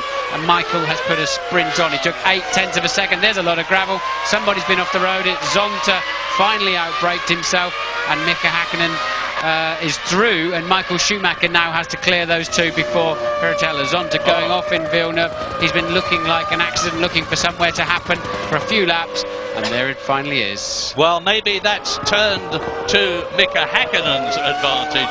There is the Finn on his 39th lap. 4 laps to go before he stops, if we are right. Now he's up to Alexander Wurz, who is in 12th position, with Zonta ahead. So Schumacher is passed. Yes, Michael only lost 0.4 of a second in the middle sector there, passing the yellow car, but he still yet has to clear Zonta. Zonta's still sideways everywhere. And moves, stays right, lets Michael Schumacher through. Good bit of driving there. He spotted the Scarlet Ferrari in his mirrors, and now he's got Mazzacane, but Mazzacane is a lap behind him, so not a danger in terms of track position. In comes Alexander Wurz. Good news for Häkkinen. Wurz was his next target to be lapped, so that makes it slightly easier for Häkkinen through the traffic, and now effectively they've cleared all of those 3 that were having a squabble. The gap is up. The gap is up to nearly 5 seconds. Häkkinen has benefited from that. We're going for a break. We'll be back soon. Lap 41 out of 62. No changes at the front at the present moment.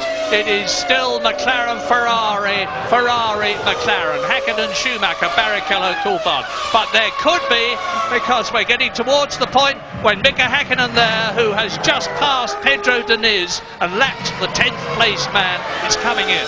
Yes, but Michael Schumacher a full 1 second faster on the last lap. You can see it for yourself now. A new fastest lap of 27.1, 1.4 seconds faster than last year's best lap.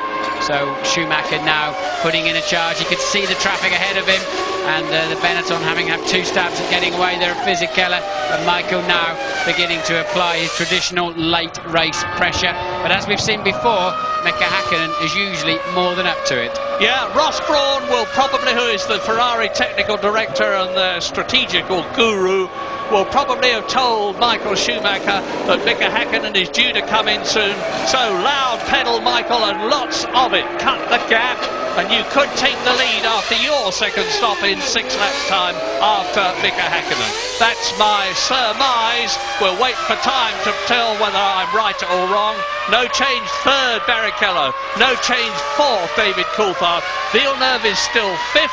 0.8 of a second behind him is Ralf Schumacher in the Williams BMW 6. Salo is 7th, Trulli is 8th, Eddie Irvine Jaguar is 9th, Pedro Diniz is 10th and has been lapped. Yes, I would think Coulthard, he's yo-yoing up and up to the back of Barrichello from time to time, but with the turbulent air coming off the back of the Ferrari, that's just about as close as you can get around here. And what's going to frustrate Coulthard when he sees the video of this race, and all of the drivers study the videos very, very carefully to see what they can learn of the opposition. What's going to frustrate him is it was Michael Schumacher's tardy wheel-spinning start that ended up putting him behind Rubens Barrichello. And look how close now Michael Schumacher is to Mika Häkkinen. Mika Häkkinen's lost a lot of time in the first section here, just about 3 seconds. He clearly had to follow Diniz for an awful long time. And Michael Schumacher's now got to follow Diniz. Is the Brazilian going to move over? Oh, did he make a mistake? He passed Diniz on the previous lap, didn't he? So Diniz caught caught Häkkinen too. So did Mika Häkkinen make a mistake? And there's Michael having to lock a brake as well. But did Häkkinen make a mistake, or has he got a little drama? Well, I don't know, but you're absolutely right. That gap is a lot less than 3.4 seconds. And remember, Mika Häkkinen is going to be coming in very shortly. Michael Schumacher will be staying out, and he will be really applying the pressure then to increase the gap over himself and Mika Häkkinen enough to enable him to hold the lead when he comes out of the pits after his second stop. We're on lap 43. Yes, that locking up his wheels, trying not to run into the back of Diniz, cost Michael Schumacher 1.1 seconds in the middle of the lap that they're currently on. Right, Häkkinen over the line, 129.7. Michael Schumacher still 0.7 of a second faster, the gap down to 2.6. I'd like to see a replay and see if Häkkinen just made a mistake. His car looks fine, sounds fine, but I don't know why he lost so much time on the last lap. Neither do I, but it could be the thing that decided the race. I say it could be. We've still got some time to go. This is lap 44, 62-lap race. You're looking at the two leaders who are 43 seconds ahead of the battle for third position. And it is still Häkkinen, McLaren, Schumacher, Ferrari, Barrichello, Ferrari, David Coulthard, who is very close indeed to the Ferrari as he exits and starts another lap and comes up towards the Tamburello. It's a strange thing, but when you follow a car like this for so long, as Coulthard now has for 43 laps, they're on their 44th, you get mesmerised. You end up just matching your pace to the car in front. Sometimes you drop back and try and get out of that bad rhythm that you're into. And McLaren mechanics are out in the pit lane looking out of the window here. So McLaren mechanics getting ready for what I would imagine should be a second scheduled stop for one of their two drivers. Yeah, and Fisichella is about to be lapped by the flying cars behind them. Häkkinen's in the pits, Murray. Häkkinen's in the pits. The crowd are going mad out here. Michael Schumacher takes the lead of the race. Häkkinen now looks like a regular stop. As James pointed out, the Ferrari had more fuel in it. The car goes down very, very quickly, and away it goes. So great pit stop there. 8.3 seconds for Mika Häkkinen. 8.3 seconds. Now we're into the bit of the race that really matters as Mika Häkkinen sprints out of the pit lane. Michael Schumacher has taken the lead. Michael Schumacher will know that. Ferrari will have told him, not that he'll need telling because he's a master tactician himself, that he's got to keep going as fast as he possibly can in the remaining laps before he comes in for his second pit stop. So there is Fisichella about to be lapped by Barrichello and by Coulthard.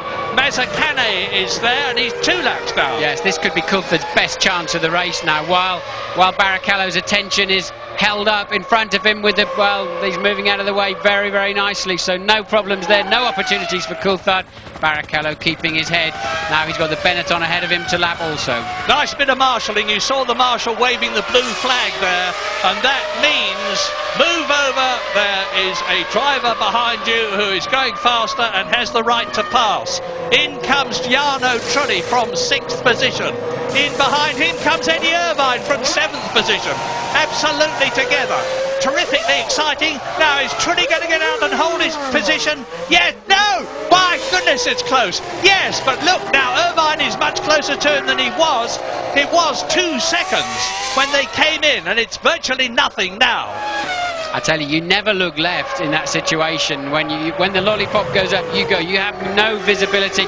All you can, if you looked in your mirrors, all you'd see is all of your own mechanics, and that was so close to being contact in the pit lane. Fighting for track position. Eddie Irvine in the Jaguar, going extremely well, holding the Jordan of Jarno Trulli. Yes, Irvine will have a half a chance, but Trulli got too good a traction out of the Villeneuve chicane there. Trulli now should just about hold his position. Trulli was a long time getting into first gear. Looked like it went dog to dog, and just could not get the first gear to connect. Meantime, up at the front of the San Marino Grand Prix, Michael Schumacher is 20.5 seconds ahead of Mika Häkkinen, who has had his second stop. Michael Schumacher has not. Now, Schumacher, the conventional wisdom is that at a circuit like this, the driver in front has to be at least 20 seconds ahead of the driver behind in order to be able to get into the pit lane, stop, take on new tyres. That's Ralf Schumacher going off. Ferrari are getting ready to come out. I don't think 20 seconds is enough. It needs to be 24, 25 seconds to enable Michael Schumacher to hold that lead. He's coming in earlier than I expected him to, because he must be coming in on the next lap. The mechanics have to come out on the lap that their driver is coming in. Yes, Barrichello's in the pits this time around. You can see for yourself Michael Schumacher remains on track. So, yes, you're right. If there was a stop now, then Michael Schumacher would come out still in the lead of this race. He's 21.5 seconds ahead of Häkkinen that time over the line. And if Michael Schumacher wins this race, it is going to be... He's right up with Villeneuve now, who is in 6th position. Let me correct that. He would not come out in front of Mika Häkkinen. I'm sorry. Mika Häkkinen would remain in the lead. So Michael Schumacher's got to put another 5, or that's Ralf Schumacher retiring from the race. And Barrichello's in, and so is Coulthard. That's the scrap for 3rd place you've been watching all afternoon. Who's going to get away first? The Ferrari should be easily away first, and it is. Oh, that is so close. Well done. Amazing stop there from the McLaren boys. And just, well, Barrichello did well to avoid an incident there. And surely now, Coulthard's got the faster car. That should give him the podium opportunity.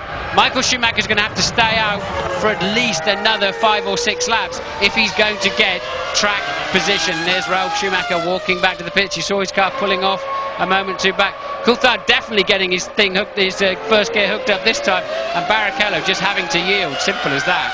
Yeah, a lovely bit of driving by David Coulthard. You want track position here, Rubens? Well, you're not going to get it. In his slots, and now, as Martin has pointed out, and I've had the suspicion all along. Here we are. This is it.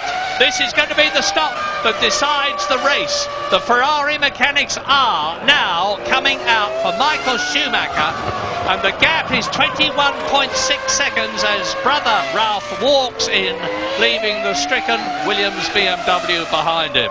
Now, David Coulthard ahead of Barrichello. And look, you see, there's a gap extending all the time.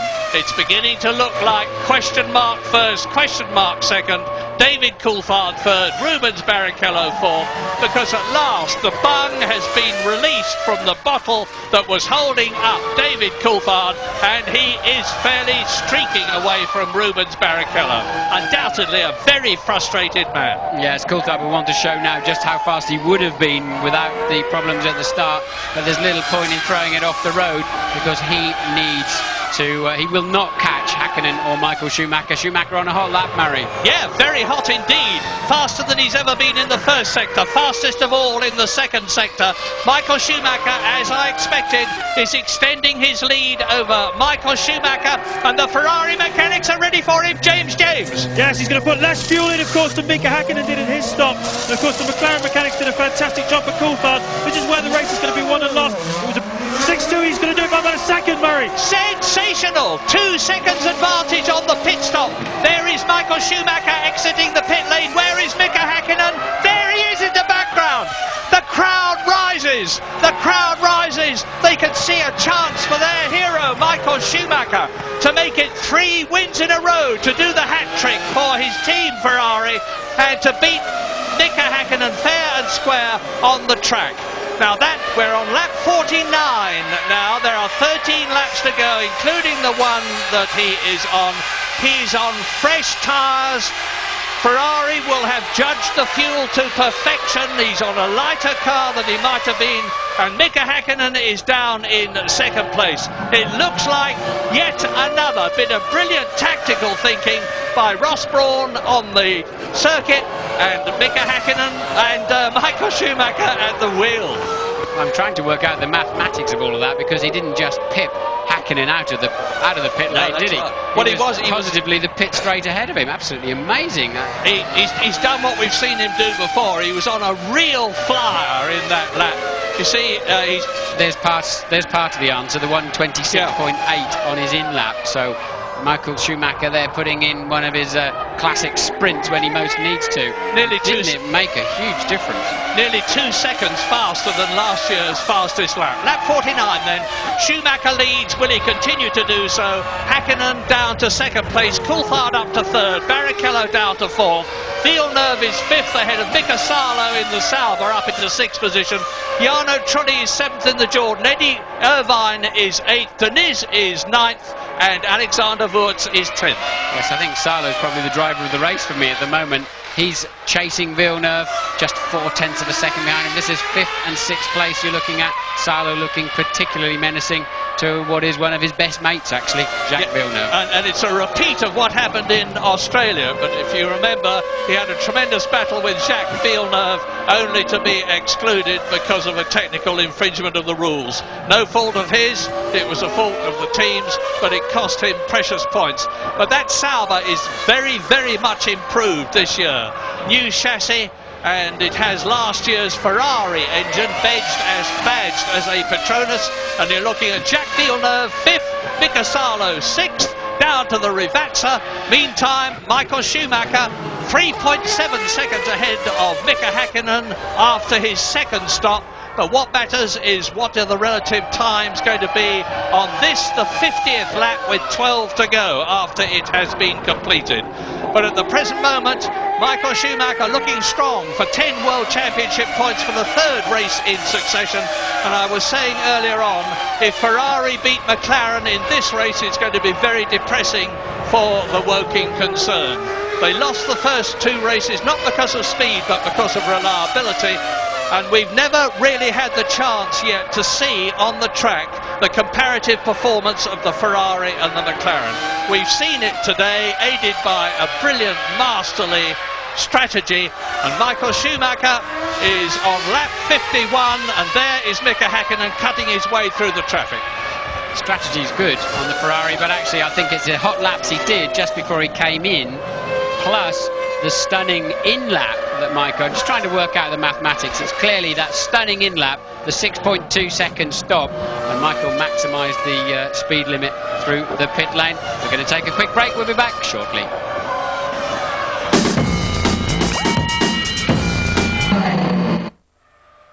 Lap 53 out of 62, the closing stages of the San Marino Grand Prix, and Mika Hakkinen is on a colossal charge. This happened while you were away. De La Rosa spins out of 14th place, I believe, right rear suspension failure, not driver error there for De La Rosa. He limped away from this a little bit, but not a particularly heavy impact. Maybe just got sore feet from pressing the brake pedals around this tough racing circuit. Hakkinen is now the faster of the two leaders. Coulthard pulling clear from Barrichello, some 2 seconds a lap. Now he's managed to spring out in that amazing pit stop where he just got the nod on Barrichello as they pulled out of their respective garages. And Michael Schumacher, role reversal going on now. Michael Schumacher's now got to look at a silver McLaren homing on him, and in most of the afternoon Hakkinen has been watching the Ferrari behind him. And just to show you how frustrating this race must have been for David Coulthard, he is lapping some 2 seconds faster than Rubens Barrichello now.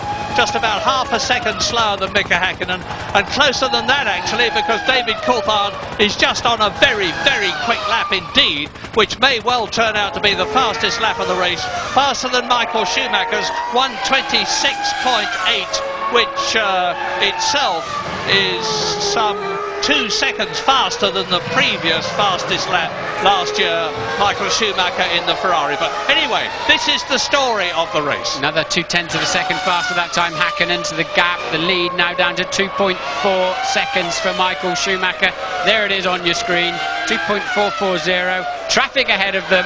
Hakkinen now on a sprint. I would think he'll be scratching his head to see that Ferrari ahead of him, just like I was after the pit stop, because the mathematics are amazing there. And he's going to be thinking, how did that Ferrari get out ahead of me by so far?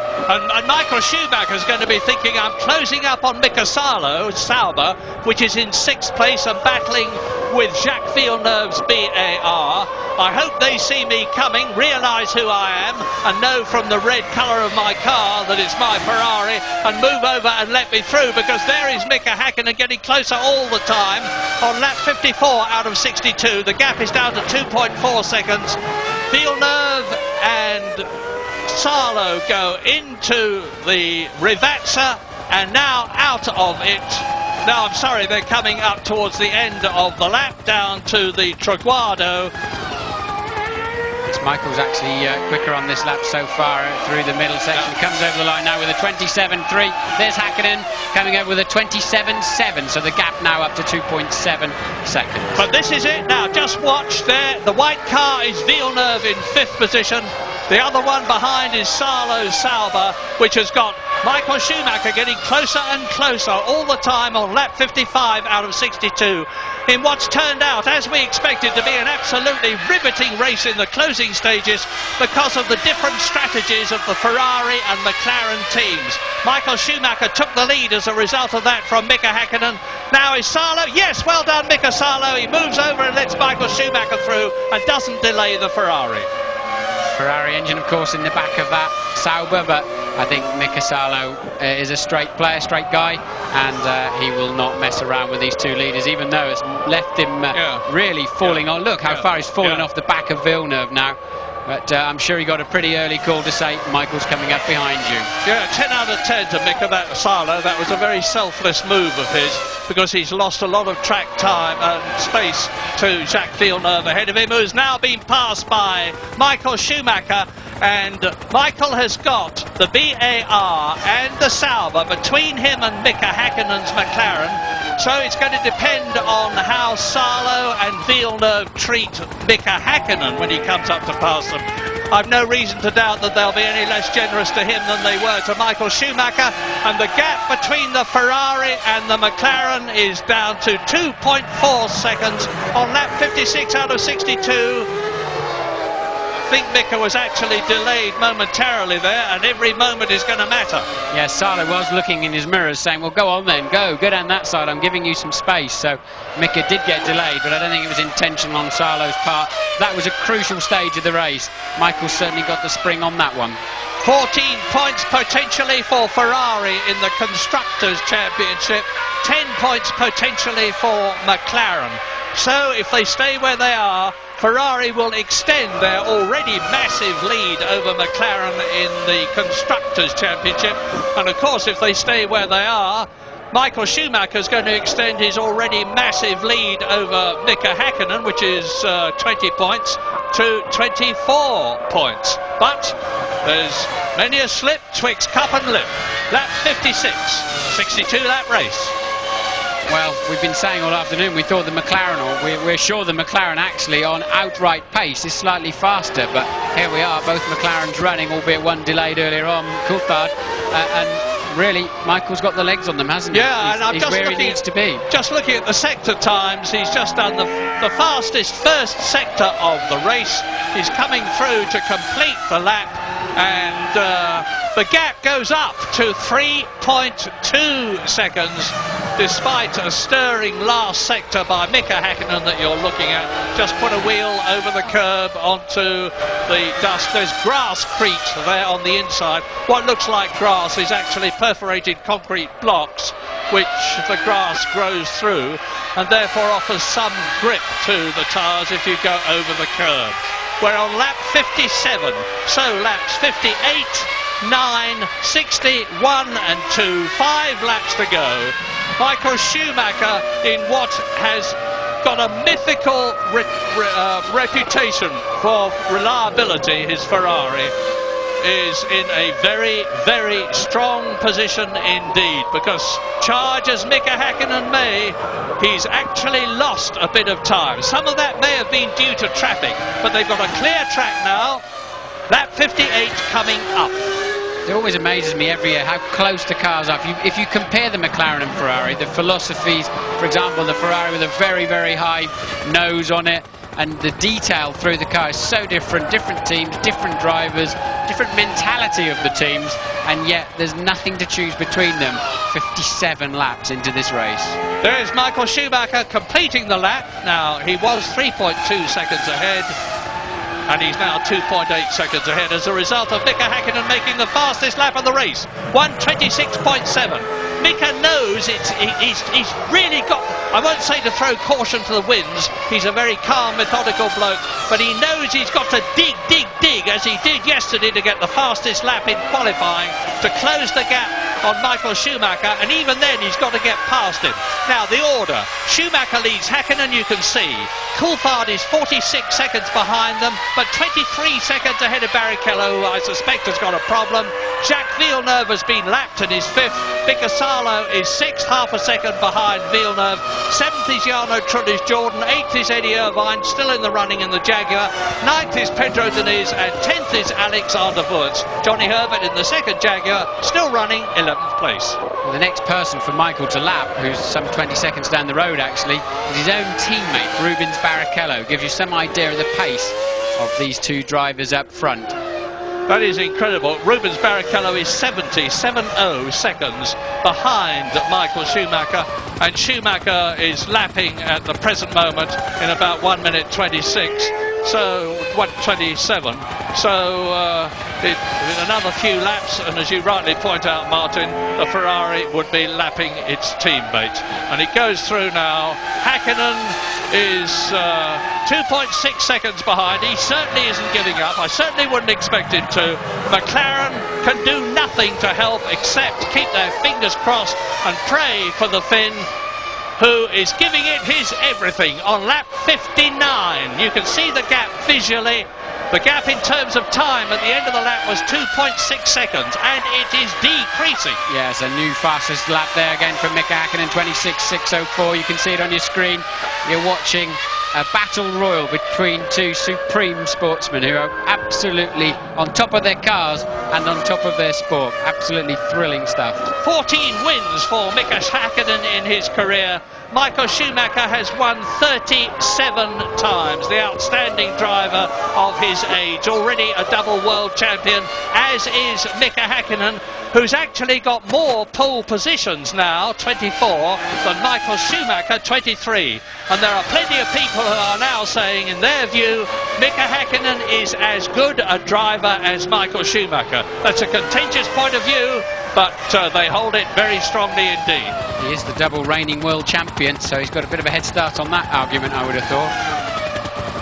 And is he going to win this race? Michael Schumacher coming through now, right at the end of a lap where he started 2.6 seconds behind. He's into his he's 2.5 seconds, he's holding the gap. He's on lap 60 now. This one, the next one, the one after.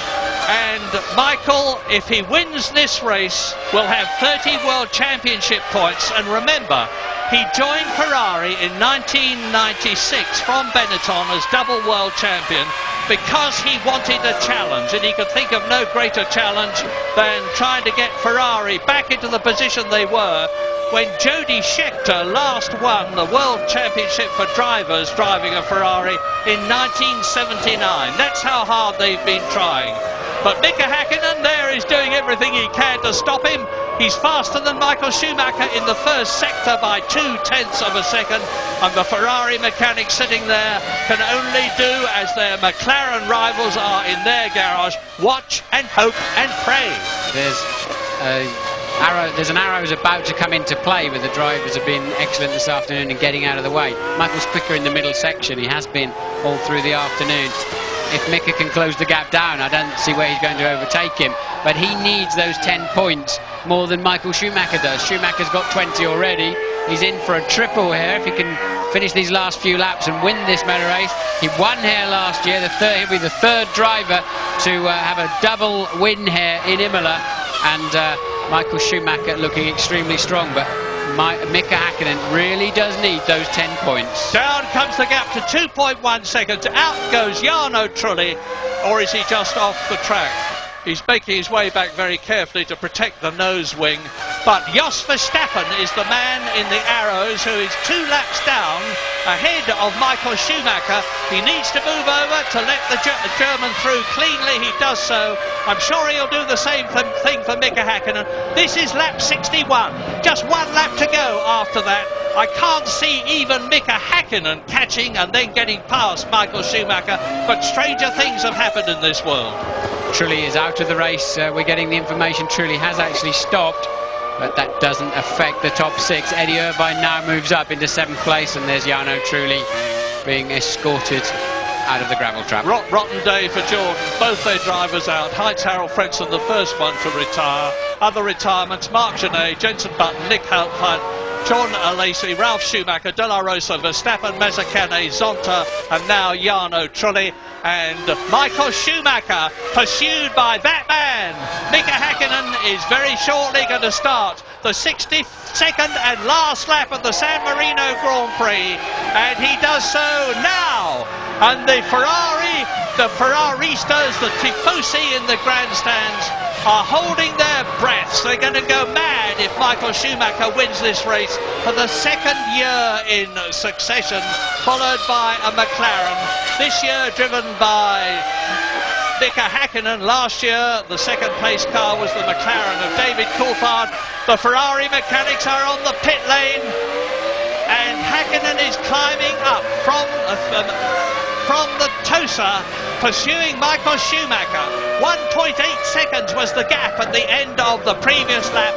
The crowd is rising. They're going down to the Acqua Minerale bends, the lowest point of the circuit, where it starts to climb again to the Variante Alta, up to 180 miles an hour.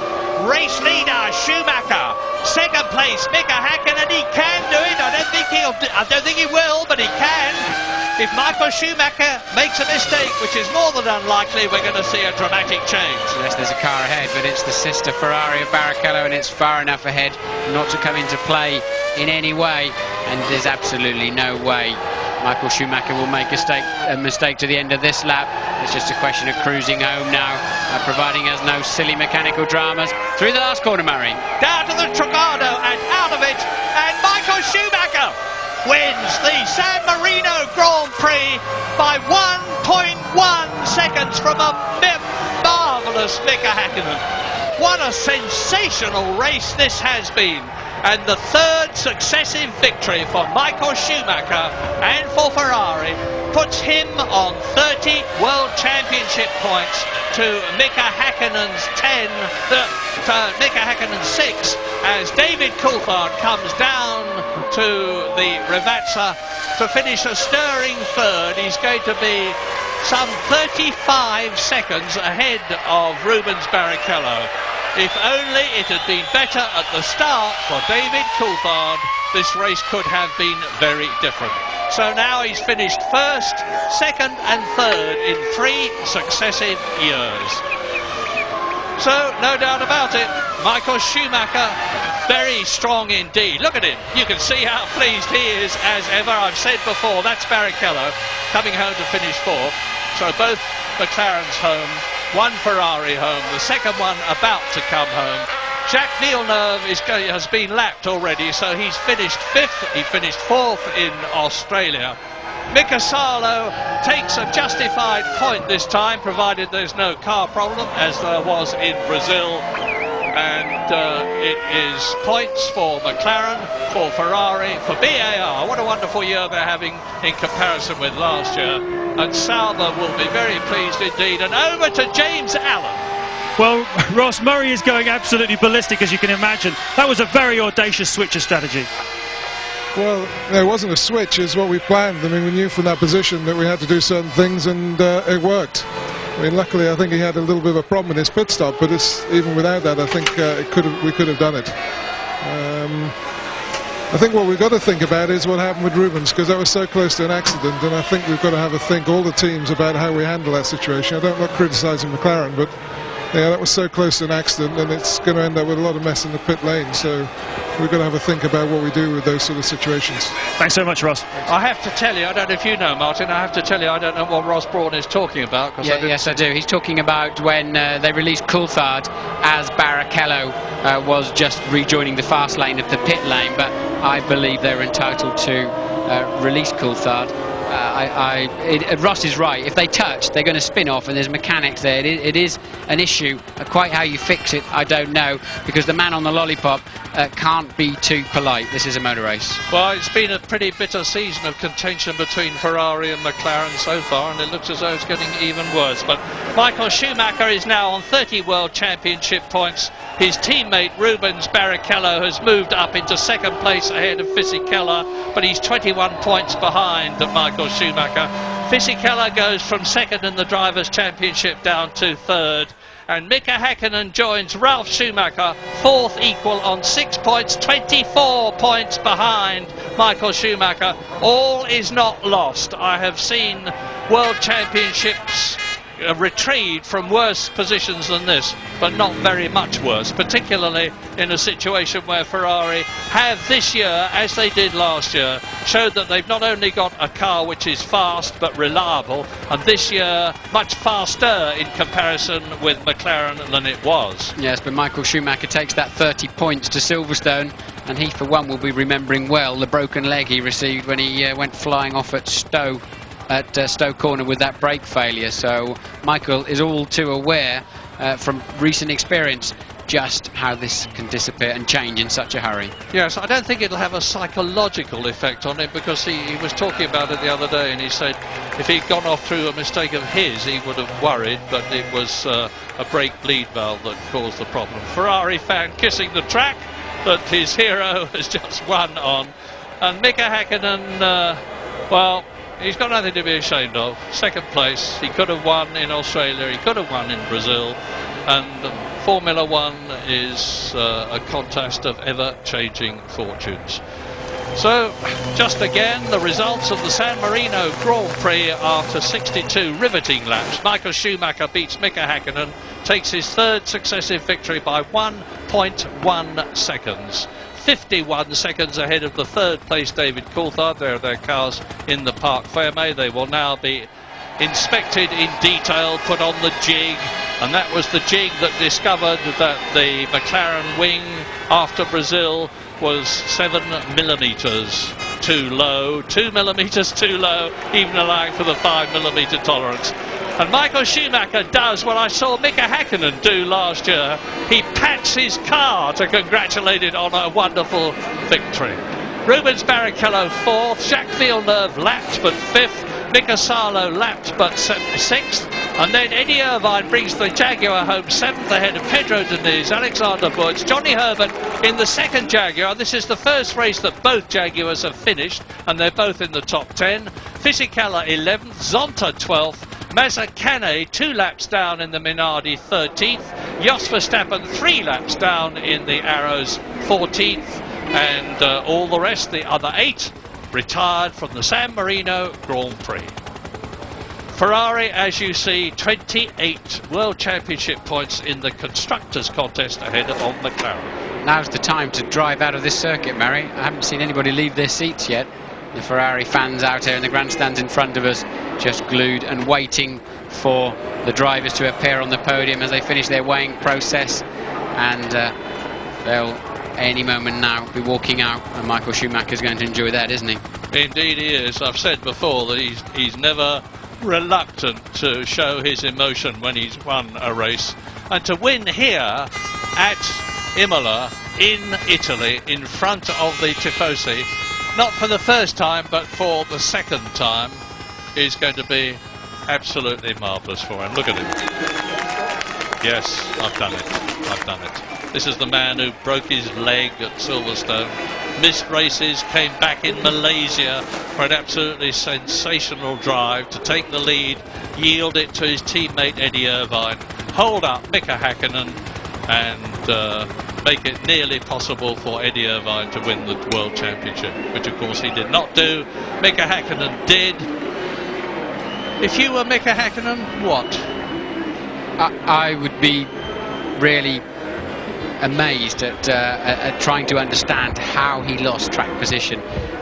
Ross Brawn alluded to some kind of pit stop problem that Mika had. I didn't spot that. It seemed like a reasonable stop. Ferrari, of course, had a great stop. I think Mika had a little bit of traffic in those 3 or 4 laps where Michael was flying, and if you add all the little bits and pieces up, we ended up with that track position swap. And Michael Schumacher was never going to relinquish that. Jean Todt there in amongst his boys with a very smug and satisfied look on his face. Well, he deserves it. My goodness, he's had some tough times at Ferrari. Incidentally, Mika Häkkinen's 2 stops when he was stationary took 16 seconds, which is exactly what I would have expected on a 2-stop strategy. So we'll have to find out more on what Ross Brawn was talking about. Well, it's really... We get the time that the car's on its jacks, I think. Whoever's controlling the computer, it's a question of who's pressing the button. What's really crucial is the time that the fuel filler is in the car and before it's pulled away. And then, of course, there's other times that we don't get. How quickly do they get the rear wheel spinning and up and away? We've seen quite a lot of cars this afternoon. And this is a replay of the start, look. Häkkinen away beautifully. Michael just realising he didn't get a good one, went across to cut Coulthard off, let Barrichello and Villeneuve go down the outside, and brother Ralph was away well too. Look at Villeneuve screaming away, the second of the white cars. Ralph on the grass, Villeneuve going through behind the 2 red Ferraris, Barrichello yielding easily to Michael in the first corner, and the afternoon was set until that pit stop strategy of Ferrari.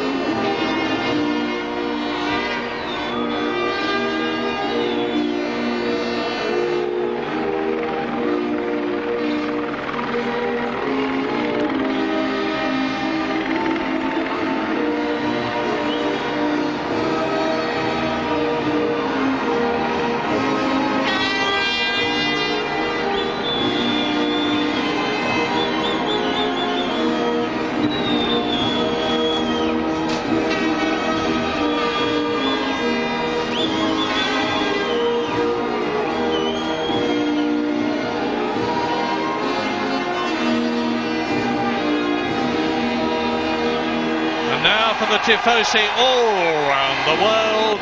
Italy's national anthem with Ross Brawn waiting to collect the Constructors' Award.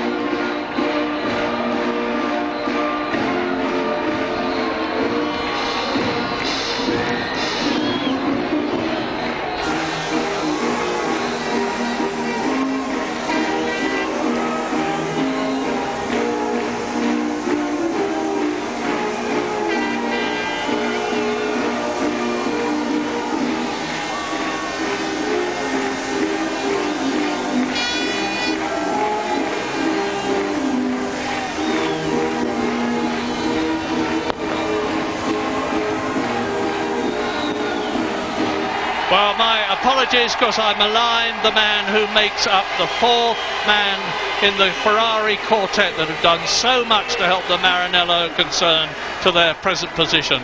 Rory Byrne on the left in the shirt and trousers, who is the man who designed the Ferrari and the man who enabled, therefore, Michael Schumacher to take that winner's trophy.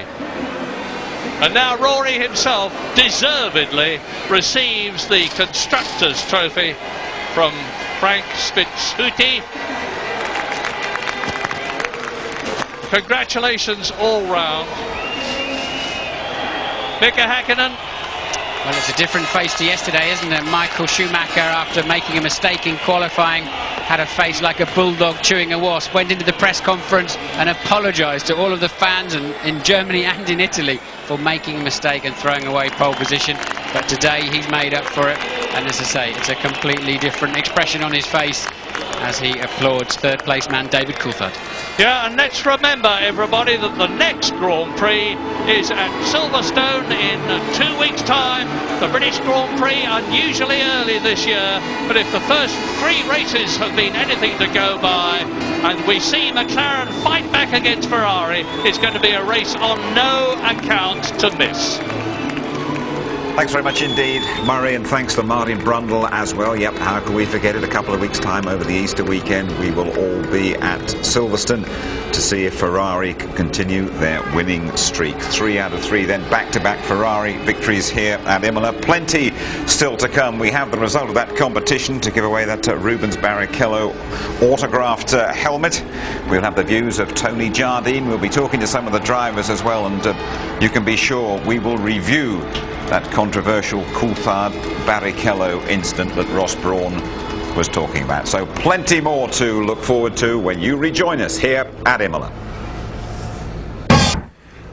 Ferrari fans are absolutely delighted here at Imola, around about 120,000 of them, because Michael Schumacher has won the race from Mika Häkkinen and David Coulthard, McLaren second and third. Tony Jardine, a lot of excitement. Plenty of it in the pits, though. I know you're going to say it wasn't out on the track. Might be ready for that. Yeah. I mean, as ever, you've got this incredible excitement surrounding the strategy. What are they going to do? Who's doing what? Incredible technical achievement. We actually had overtaking in the pit lane. Some of it quite dangerous, as we've seen, but the incredible tactics of Ferrari and Ross Brawn, again, leaving McLaren flummoxed. But there's no doubt for me, McLaren the fastest car in this race. They've proved it. They've now gone to the end, so Schumacher can quit all the goading about, well, hang on, we haven't seen how competitive they are. They were out there doing it. Yeah, I mean, I know this is awkward, Tony, but I mean, out there they say, well, McLaren have got the fastest car. They had no apparent problems today. Häkkinen seemed to be away and in control, and yet the fellow spraying the champagne's Michael Schumacher. How's that happened? Well, it's simply the best. I mean, when he's required to, we've seen it over the years, when he's required to put the hammer down, when he's required to think about the tactics, which is very, very carefully worked out between himself and Ross Brawn, where they've got spotters looking for the gaps in the traffic, people looking at the weather, every little thing, they've got the tactics sewn up in every quarter. And of course, McLaren are always on the back foot thinking, what are they doing? They're watching Ferrari. They should be thinking about their own creative strategy, and it's about flexibility as well. I was going to say that seems to be the word. They just seem to be able to adjust their tactics when it matters, when the pressure is on during a Grand Prix. Yeah, and I think that is the ability to be able to swap onto something, to have a slightly longer stop, you know, a later stop, a splash and a dash. And of course that's when McLaren are looking over the shoulder thinking, God, what are they doing now? Can we match this? And we've seen McLaren before go on one-stop strategies, which they did in Brazil with Häkkinen. It remains to be seen if the 2 against the 1 in Brazil, whether they'd have come together in the last part of the race, because Häkkinen, of course, went out with failing oil pressure in the Mercedes. And that's something else we should discuss maybe later on. I think, you know, Mercedes have got that sorted. Okay, let's just go back to the start of the 62-lap race, and Häkkinen was away and gone, and a little bit of boxing and coxing behind him, though. Yeah, I mean, we'll sort of see payback from Coulthard a little bit later on, but this Villeneuve we've bringing there. Yeah, Villeneuve, a sensational start, but we've got to see that this was a huge tactical manoeuvre by Michael Schumacher, because he knew the start was going wrong. Massive wheel spin, the same as he had in Australia, and he launches straight across and effectively blocked out so many people, caused that traffic jam, and allowed them to come through, particularly Villeneuve, who made such a great start. And David Coulthard himself had made a great start as well, and he'd got blocked out. Now look at this, there it is. You see, Schumacher just holds them all up. Somehow Barrichello squeezes through as well, but that was all caused by Michael Schumacher. No taking away, though. Ralf Schumacher made a great start there, absolutely superb start. He was coming down the grass. And if you saw Villeneuve on his birthday, so that clearly makes a difference, 29th birthday, down, darted off to the right. He's made some superb starts, and he had a very, very difficult practice. He's driving with a sore back after qualifying, and I think Honda gave him a great engine today. Just looking at that again, I mean, it occurs to me Rubens Barrichello could possibly have got ahead of Michael Schumacher there. Would I be wrong in suggesting that he might have seen a bit of red on his left and thought, whoops, I better let that one through? Well, I mean, he is definitely playing the old number 2 and riding the shotgun and a tactical block there. There's no question about that. And in team tactics in Formula 1, you can do that, and it's quite legitimate, But you're right, from the on-car there, you can see them just putting a nice sort of red block. Let's have a little word about Jenson Button, who's made such a promising start to his Formula 1 career. It seems to me that throughout this weekend he never really came to grips with this very tricky Imola circuit, especially those curbs. What we're talking about is going from the wide open spaces of Australia, which is flat and very, very fast. Now, when we first came back to this, we both sort of took a bit of a step. Oh no, he's lost it, he's gone off. Perhaps he'd gone off with Genet there, but he hadn't. The engine had just let go suddenly, and obviously the Minardi behind him had spun out on the oil, and he'd gone off.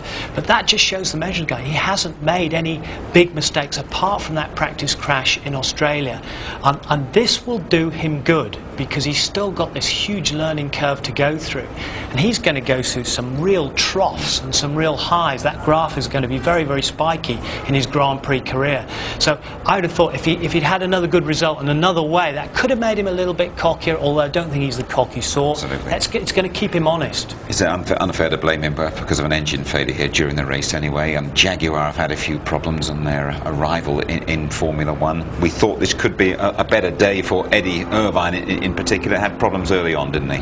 And Irvine had done a great job in qualifying to get the car up where it was, and he'd been on it, but here he's slipping back from the 7th place.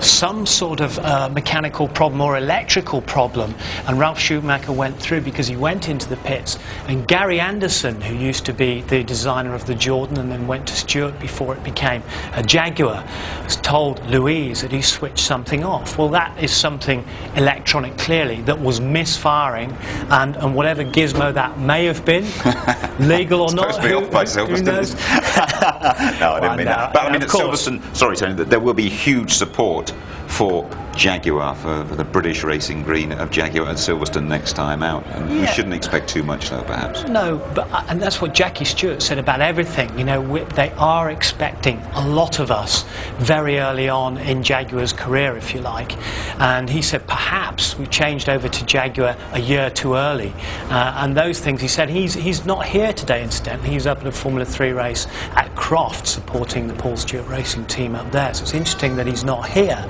I'd expect him to be, but you know, it's like Le Mans, recreated. If you'd been over there and seen the sea of green and the Union Jacks, it's a great British feeling, and we're calling it emotional engineering, but it'd be lovely to see over the Easter weekend everyone turning out to the Jaguar. Herbert and Irvine, why not? Okay, let's have a look at some of that pit lane excitement, shall we, first of all. First of all, Häkkinen and Michael Schumacher coming in virtually simultaneously. Well, this is Michael Naglayan, who's the chief mechanic of McLaren, then Nigel Stepney, who's the chief mechanic of Ferrari, an Englishman, the chief mechanic of Ferrari. This is where the heat of battle comes on. And this is where we've talked before about the mechanics being as nervous as the drivers. Some of them actually being physically sick behind the garage because of the competition that's coming out. In this particular case, obviously Häkkinen came in ahead. He did something like an 8-second stop there, didn't take on quite as much fuel.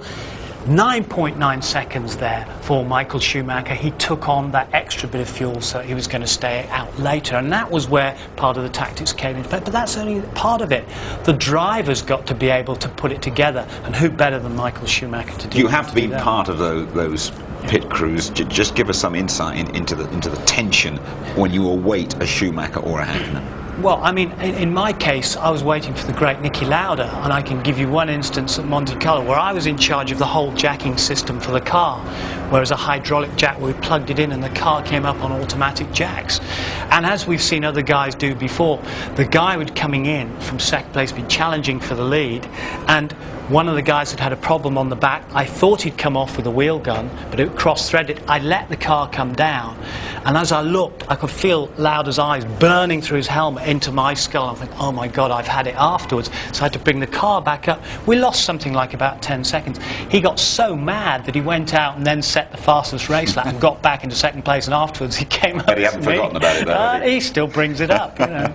I mean, one or two hairy moments in the pits today that I'm sure we'll hear a lot more about. Trulli and Irvine involved in this next incident, I think. Yeah, I mean, that when it is particularly dangerous, but they're in 6th and 7th position when they came in, Trulli in 6th position there, and you know, Irvine in the other pit there, in the Jaguar pit. Now, it seems to take a little long time. I don't know whether it was coming down off the jet, but look at that, so close. Trulli saw that he was behind. He just dives for the gap there. Irvine just coming across. It was absolute gnats. And Coulthard and Barrichello coming in together. Now, this is really the one, because Coulthard is 4th at this point. Now, look, Ferrari have finished for big sideways there for Rubens Barrichello, and straight across his bow comes David Coulthard. He's now doing the block.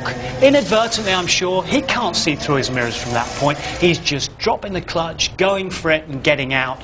And he's burning the rubber in front of Barrichello. Now, I don't think we'll hear the end of this one. I am sure the litigious Jean Todt, who's the general manager, sporting director of Ferrari, will be seeing if he can do anything at all with the rule book about dangerous driving there, because clearly his driver had finished first, he's coming out, but out comes David Coulthard straight across his bows. Well, you could argue, of course, and David would argue, well, hang on, what happened to me at the start?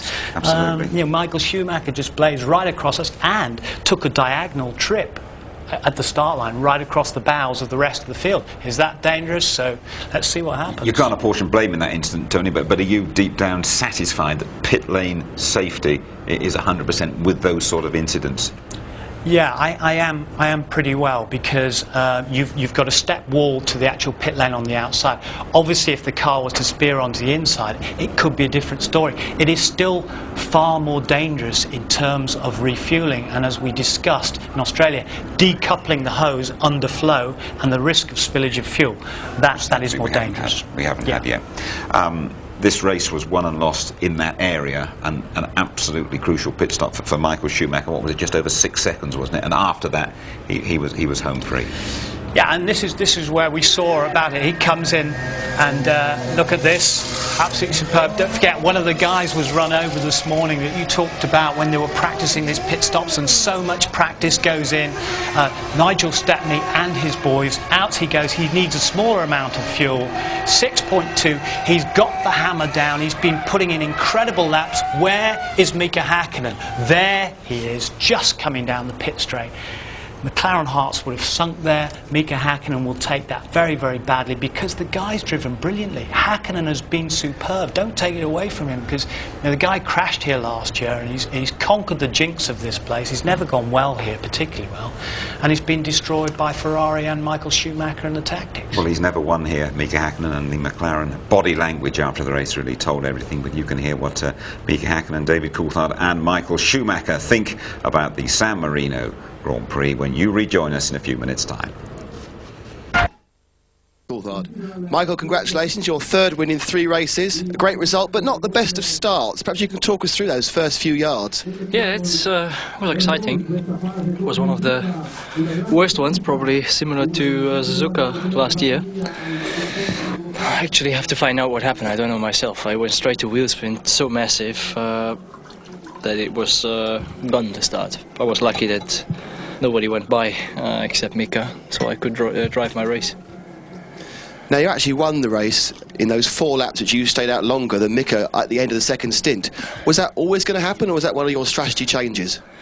No, I mean, the strategy was like this, but obviously we didn't know what Mika was going to do, so we had to guess, and it was the only alternative we had, honestly. I was lucky that just before the end of his 2nd stint, I don't know what kind of problem he had, but there was suddenly the gap shrank down quite a lot. At the same moment when it was down, I was behind Diniz, which I almost hit. I mean, he tried to let me by in an area which it was very, very difficult to assume that he was going to do, and I almost hit his back. So I lost 2 seconds, the same I just picked up. So nevertheless, the strategy was just right, as you said. I mean, it was these 4 laps, which was crucial. And we did it, and we did it for all the tifosis. I apologized yesterday, but I said that I would try to make it, put it straight, and I did. So I hope everybody is is happy with this, as far as I saw outside. It looks like so. So do I. Now we look forward to the next one. Michael, thank you. Mika, how disappointing is it to lose a race that you were seemingly controlling quite easy from the front, just on strategy? Yeah, it is disappointing, but I had 2 situations in the race which probably cost me a lot of time. It did definitely cost me a lot of time, and that was after the first stop. When I was running, I hit some kind of, I don't know what it was on the track, some kind of metal piece of something, and destroyed the front of the floor completely. And I lost aerodynamics a lot on the front, so the car was very difficult to drive after that. And the second thing what happened was going just before my second stop. I went to enter the main straight, and it just stopped. The car didn't want to continue. It just went, engine stopped running, and I just lost a lot of time there. I mean, I don't know how many seconds I lost there. 3, 4 seconds easily, and that's it. That's enough, you know. Now, so that I would say, for that reason, I can be extremely disappointed for my own work, what I did this weekend, and I think for what the mechanics did. I think it was fabulous. I mean, everybody did just the right job, the right thing they did. Now, it's interesting actually that Michael mentioned nearly hitting Pedro, because this time last year it was Michael in first and David was second, and he said there were a lot of problems with traffic. Was the traffic much better this year with the new blue light system? No, not really. I mean, I didn't find out to being very good. I mean, it's difficult to complain, you know, one sense. You can say such many things end of the day, but I don't think it's not gonna change. It's not gonna change the result. It's not gonna change anything. But to answer your question, yeah, definitely it was a problem to overtake the back markers today. Some drivers were very good. I mean, you know, and some drivers were less good. Thank you, Mika. Dave, unlike your teammate, you actually gained a position during a pit stop. It was very exciting. Perhaps you can talk us through it. Yeah, well, obviously, I had myself in that situation because trying to pass Michael at the first corner was very close, but obviously we went round there, and then when I had to back off to avoid touching, then I allowed Rubens to get past me. So then I spent the rest of the race up until that pit stop stuck behind Rubens. And obviously my first stop was quite early, so he gained a bit of track time there. I also had a problem selecting first gear at the pit stop, so that exaggerated the amount of time that he gained in that first stop. And then I knew I was quicker, so I caught him up, obviously, and it was just a question of staying close and hoping that I was maybe stopping a lap later. But in the end, we both stopped in the same lap, and thankfully my guys did a good job and got me out in front of him. And then I think I pulled 20-odd seconds in the last few laps. Yeah, in fact, you're over 2 seconds a lap quicker. I mean, how much quicker do you need to be here to actually pass someone in Imola? It's very difficult on this track, you know, unlike what we saw in Brazil, where you know, obviously there was some overtaking by the Ferraris and us, but we were on heavy fuel load, they were light fuel load and long straights. Somewhere like here, we were all running the same strategy. The straights aren't long enough to get that sort of advantage. So unfortunately, it's very difficult, and you probably need to be 5 seconds a lap quicker to overtake easily. Tony, thank you very much indeed for your comments throughout the afternoon. It's now time for the result of the competition we ran a couple of weeks ago at the Brazilian Grand Prix in Sao Paulo. We had a great response to this competition. Last year's European Grand Prix was a fantastic day for the stewards. Johnny Herbert followed home by Rubens Barrichello. And Barrichello's autographed helmet is the big prize, plus 5 Sony PlayStations for the runners-up. Well, Rubens now drives for Ferrari, of course, but the question, just to remind you, was which team did he start his career? Was it A, Jordan, B, Lola, or C, Stewart? Which team did he start his F1 career? And the answer was A, Jordan. Molly Temple from Leicester is the big winner. And receiving the video consoles, Patrick Norton, Jeremy Bone, Judith Bell, Jason Radford and June Beck. Congratulations to you all. Barrichello helmets in the post. Honest. Highlights later tonight, just before midnight. That highlight show, by the way, repeated tomorrow evening, 7 o'clock over on ITV2. Goes there with an unblemished record, thanks to some fantastic work from the Ferrari pit crew. They had their problems in warm-up, but when it mattered, they were spot on. Bye-bye from us all at Imola. Bye-bye.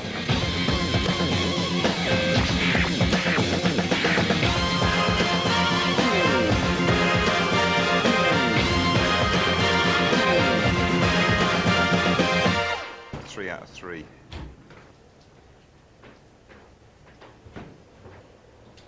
So what have we got? 30-point Schumacher.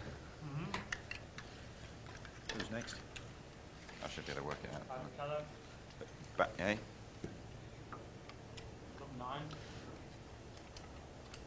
Well, Schumacher didn't score today.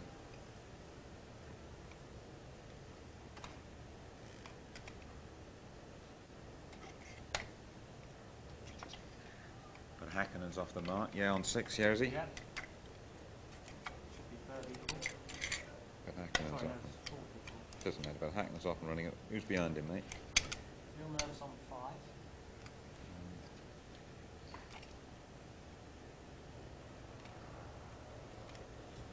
Followed by what? Coulthard. Followed by Villeneuve. Coulthard, yeah. Sorry, Villeneuve's got 5. Yeah. Coulthard's got 4. Right. Yeah. Yes, mate. Oh, it is Murray, yeah, okay. Villeneuve and Coulthard. That'll do. Team-wise, constructors. Have you got the constructors, Teach? Teach, you got the constructors? No, I haven't done that. Have you got constructors that you could just put up, Keithy?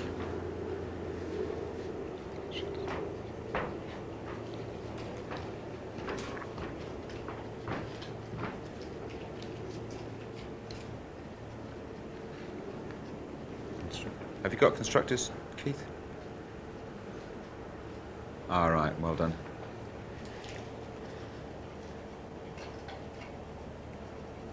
They are the reigning champions, Ferrari, aren't they? Yeah.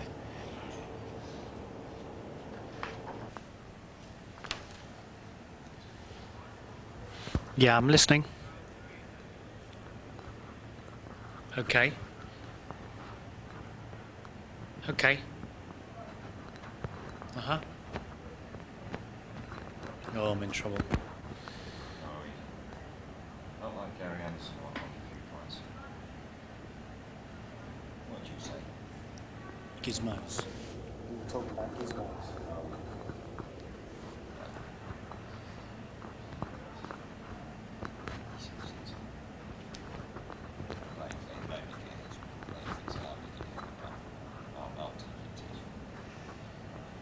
I'm listening. Oh, is Lou going to speak to me now? Okay.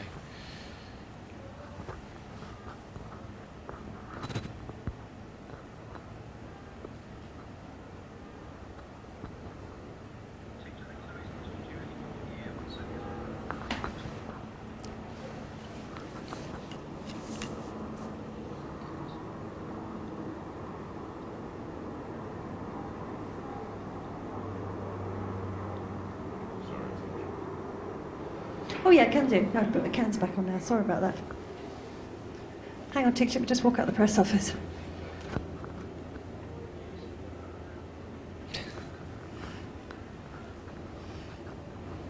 No, it's a ban on talking to banned people in the press office.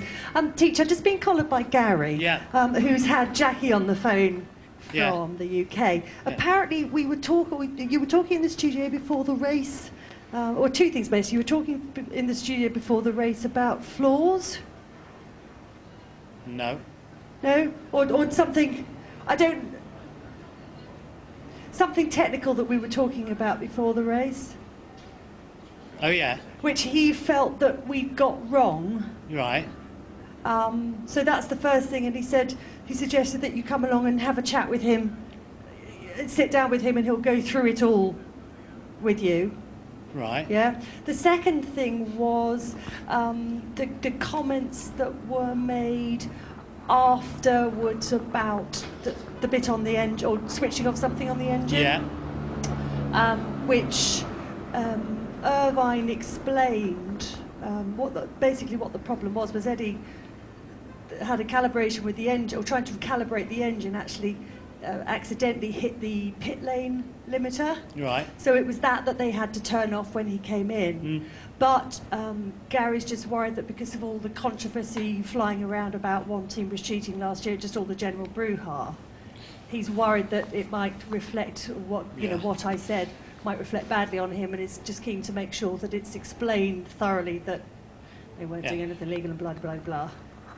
Okay. Okay. That's fine, no problem. I mean, we did talk about, you know, gizmos or who knows what it was basically, and we made a bit of a laugh about it, which is what I think that's probably what he's referring to. Yeah, oh yeah, we know what he's referring to, and that's the same as Berger and Eddie and everyone made light of it because they're all saying, look, they're all going to have to clean up their acts. Nobody was pointing a finger at anybody. You're suggesting that Gary might be sensitive? No, but as far as what I did on my drawing at the beginning, I checked that out with Gascoigne. Yeah, I don't... Because it's measured from the plane, which is the plank. I don't know exactly what he was referring to there, to be quite honest with you, Teach, because I didn't hear what you were all talking about. So. Last thing I need is a 5-hour technical lesson from Jackie Stewart. Or even an hour one from Gary Anderson. No, but anyway, I said I'd let you know. Yeah, no, thank you very much. Yeah. As long as it's not a legal letter from Jaguar to go on the wall with the Ferrari one, then we're all right. Where am I going to go for breakfast? Oh, it's all right. Bridgestone. No, I just walked past them and they said you're a git. Rubber sausages.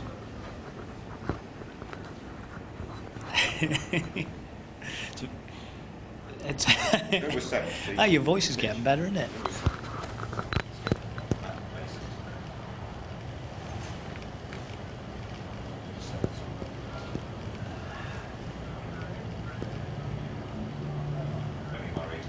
Hey, Murray.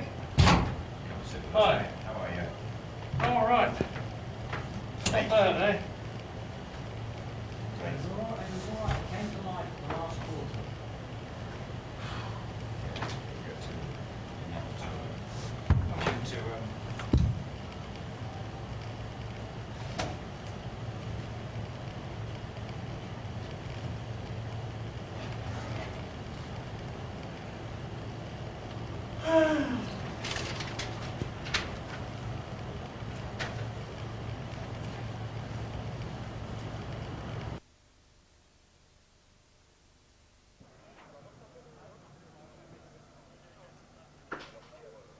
I'm standing here with Jenson Button, actually, Murray. Jenson, we saw you off into the gravel trap earlier. Was there a problem with the car, or was it a mistake? And as I turned into the left part of the second chicane, it just locked, the rear wheels just locked, loads of smoke out the back. It felt like an engine failure, but I'm not going to say anything too much yet. But there you go. You don't seem really to have got to grips with this track. You've not had a really good weekend, have you? This morning it actually got a lot better. I was 11th in practice this morning. And I think we were looking good for the race. We had a good setup for pit stops, I think, and I was in a good position then for a good result. But there you go, it happens. Silverstone next up, we'll see you there. Oh, yes. Eddie, well, that's your first finish of the season. Yeah, quite pleased. We got to the end and we were quicker than Truly. You know, whenever he blew up, I was able to go, you know, nearly a second lap faster. So it's had a few problems during the race, but it's very positive. You had a problem with your engine when you came in for the stop. I understand you switched something off. What was happening there? You know, we had a problem with the engine, and I was trying to move a calibration on the engine, and hit the pit limiter, and it cut out, and a couple of guys got past me.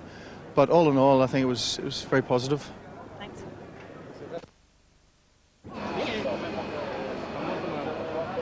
Rubens, I guess today all went wrong for you in the pit stops. Yeah, you went wrong, but I was nowhere the weekend really. I was nervous on entry, then I had understeer. Couldn't really set up the car for me. I mean, Michael was really strong all weekend. I had a good lap on qualify, but you know the race, it was for sure was hard to keep the motivation after I lost the thing on the pit stops. But you know, I was nowhere. I was holding David, and I was fair, but I was holding David, and I was really nowhere the weekend. Why is that? How would you explain it? What's gone wrong for you here? Well, I couldn't go over the curbs really well at the weekend, so I don't know. I have to check on the car and on the data.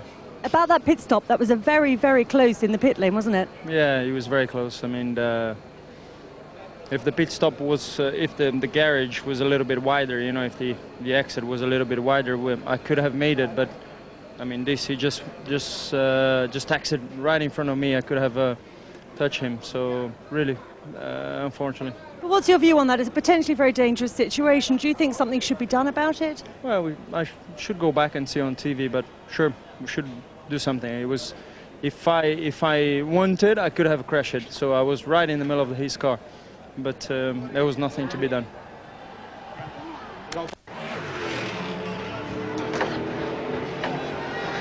Well, Ross, Murray is going absolutely ballistic, as you can imagine. That was a very audacious switch of strategy. Well, it wasn't a switch, it's what we planned. I mean, we knew from that position that we had to do certain things, and it worked. I mean, luckily, I think he had a little bit of a problem in his pit stop, but even without that, I think we could have done it. I think what we've got to think about is what happened with Rubens, because that was so close to an accident, and I think we've got to have a think, all the teams, about how we handle that situation. I'm not criticising McLaren, but yeah, that was so close to an accident, and it's going to end up with a lot of mess in the pit lane. So we've got to have a think about what we do with those sort of situations. Thanks so much, Ross. Thanks. Okay, take the water. Okay, you ready? Jacques, more points today. Great drive from you. Yeah, it feels great. The start was fantastic. I had no clutch slip at all and just went right away. Actually, I had to hit the brakes in the middle of the straight line. If not, I was going to hit the McLarens and the Ferraris. So the start was really fantastic. I hope we can do the same again. And then Ralph was very quick. Once we did the second pit stop, he was really, really quick. But he blew his engine or something happened. So that's good for us. You really enjoyed it. Yeah, it was a fun race. The car stayed pretty consistent throughout the whole race. Just the last set of tire was not so competitive. But I'm very happy with the car was working. We had some very good pit stops. That's great. Well done. Thanks. Good work with you. Ready? Make a stunning drive from you today. How did you do it? No, it was good. Car was first time good in a race, and we struggled in the qualifying and all the practices and in the warm-up. But in the race, it was just like it should have been. Just one of those circuits that really suited you, a day that suited you? Yeah, no, it took too long time to get the car going where I want, and race was okay. I think I could get Jack in a pit stop, but I got held up by the lapped car just before I was coming in, and Jack got in front of me again. So, but the team did a good job with the pit stops as well, so it was a good race for us. Well done. Thanks very much. Thank you. Awesome. Fantastic battle. Again, the strategy. Yes, obviously, car, strategy, everything just was right in this, I'd say, final 4 laps before the last pit stop to go and score the victory. You forget the driver. It would sound arrogant if I call myself. Obviously, I have done a good job, I reckon, because he was qualifying from the first to the last lap. Basically no mistakes, and that was exactly the race I was looking for. It's more than a victory, because mentally it's very important in relation with McLaren Mercedes now. Yeah, to some degree, yes. On the other side, you have to say so close, it could have gone one way or the other way. So I don't think really it's a mental battle we won yet. Next step, Silverstone is the place where McLaren practice a lot. Your advice? I reckon we go there next week, have a test, and should be competitive anyway.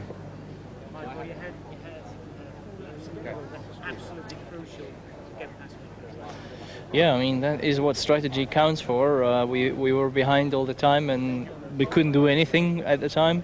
We were a bit lucky because at one stage he lost a couple of seconds. I was lucky because I lost 2 or 3 seconds behind Diniz when he wanted to let me by, which cost me some big trouble.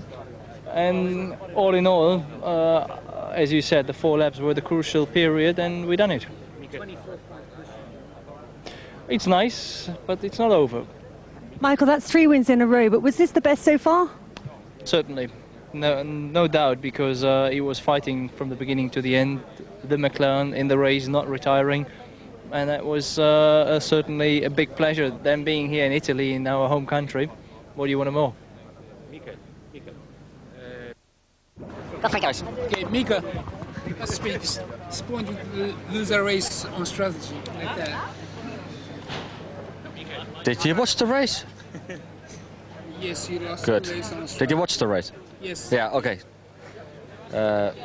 Actually, you could know. You could not know what happened really. I had a technical problem with engine just cutting out suddenly in the main straight, and I lost a massive amount of time, which enables us to Michael to really push and to be able to be in front of me. Also, he stopped later on. You know, that also helped him. But I mean, these technical problems did not help me either to perform as well as I should have been. You know. There's no question in the early stage of the race you were the fastest car on the racetrack. You're driving beautifully. Yeah, yeah. And then I hit some kind of metal piece on the track and damaged the aerodynamics on the front of the car. So I'm glad to be second today, I tell you. And, you know. 6 points on the board now. Yeah. Michael's got 30. It's a long way to go in the championship. Yeah, let's see what happens. It's a long way. Thanks. Thank you. That's your finish, friends. Ready? David, that must have been an enormously frustrating start to the race for you. It was, because in trying to get past Michael, so I then ended up losing place to Rubens as well. And I thought Rubens was obviously going to be a bit slower than Michael and Mika, but I never realised he would be as slow as he was. And I thought, God, he's on a one stop. And I thought, right, we're really in trouble here, because I knew I was on a two. And then when he did pit a couple of laps after me, or 3 laps after me, whatever it was in the first stop, then I realised he was just having some problems this race. And again, caught him up and sat there. But thankfully, the guys did a great job in the pit stop. So when I got out in front of him, I was able to go 2 seconds a lap quicker or something ridiculous like that. I was standing in your garage watching that. That was very, very close, wasn't it? It was, yeah. But it's going to be when you follow another car in. We were both locked up coming across the 80k limit. And obviously he gets to stop first, but I get positioned for hopefully coming out in front. So maybe it's not such a bad thing that we lost to constructors last year, because we can maybe use that to our advantage. And afterwards, of course, you went like a train, showing the pace that you had in the car all along. Yeah, no, there's no way the pace up until that last stop was relevant to how I could go around the circuit. And I've been quick all weekend, very close in qualifying. And again, when I was out there running, I was pushing, but with a safety margin, because obviously, I'm never going to catch first and second. And I was just trying to make sure I had enough of an advantage. If any, if there's any stop-go penalties or anything happened, then I could still come back out in third. And, at the end, I was, 38 seconds in front of Rubens in 20 laps. It was massively quick. Thanks. David? Gerard, say, who's that, Jeff? Keith, yeah.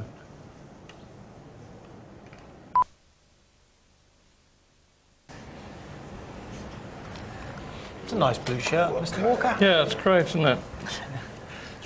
It's from Bertie Jeeves.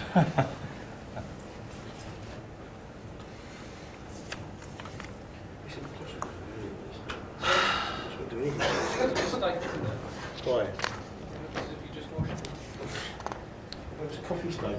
Just can't believe those rains in like 2000. Doesn't show on the shop. Camera 2 is not good. It's all that stone, all that silver that's doing it.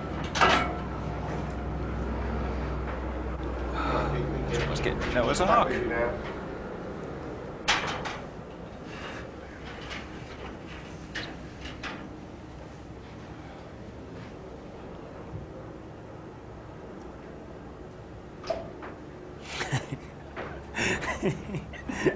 That's good. Thank you for that.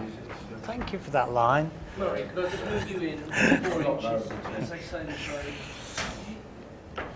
Yeah, no, it's still there. Teach, if we try and get a little comment from you at the top. I think it's on, before just a minute. Launch into the replays. I mean, I give him with the old. And if he doesn't mention Yep. it, I'll come to you. Well, Hackett did have a problem. He's sitting on a board. Yeah, he's on a. It's bloody cheating. He's on a board. No, you've got 4 little pegs. What? Oh, you got pegs. Oh, don't forget, I'm a big bloke.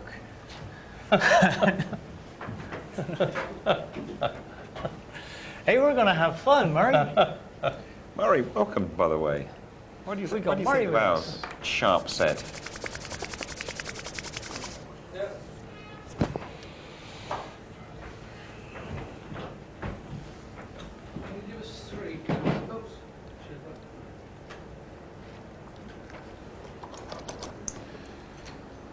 Yeah, we got problem. Yeah. Can you talk me in, Nick?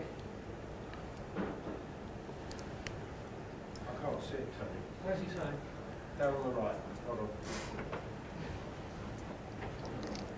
Some big monitor.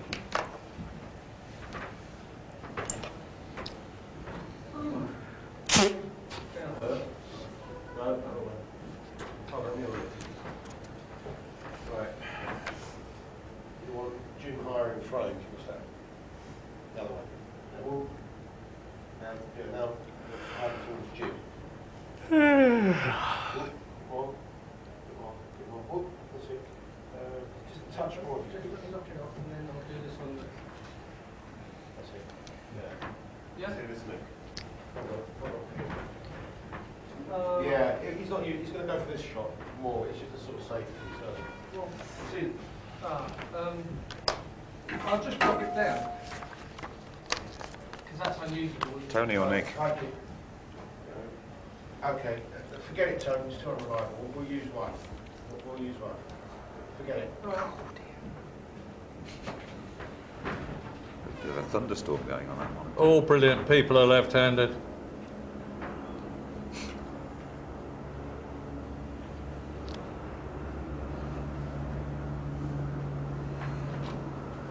What's that? Yeah, Murray's doing the start, and then he's doing Jensen Button, and then...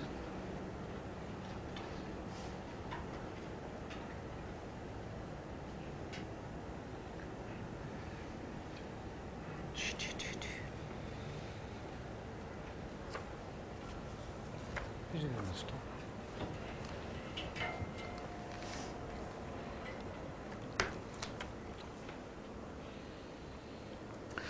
Well, you can't beat the Reds in F1 2000. And now Michael Schumacher heads for Silverstone after delivering back-to-back Ferrari victories at Imola.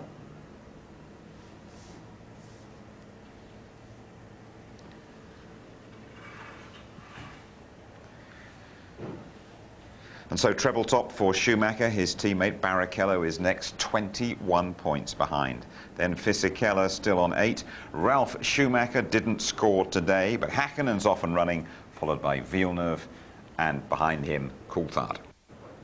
In the constructors, Ferrari have opened up a 29-point lead over McLaren. Then Benetton above Jordan and Williams, both out of the points here. BAR, though, improving to 6 after Villeneuve's 5th place. Delighted that Murray Walker has joined me and Tony here in the studio. Well, Murray, have Ferrari put the dagger through McLaren's throat already? Jim, you can beat the Reds, and McLaren are going to be the people to do it. I'm far convinced that they're... Oh, sorry. Once again. It's all right, mate. No problem. Yep, 5th place. Are we happy to do that in the 5th place? That's all right, isn't it? Poor old Murray, twisted. My mic is twisted.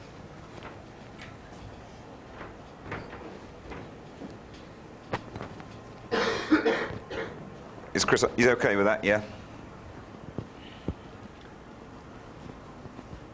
You're happy with that in, Murray, aren't you, with the old...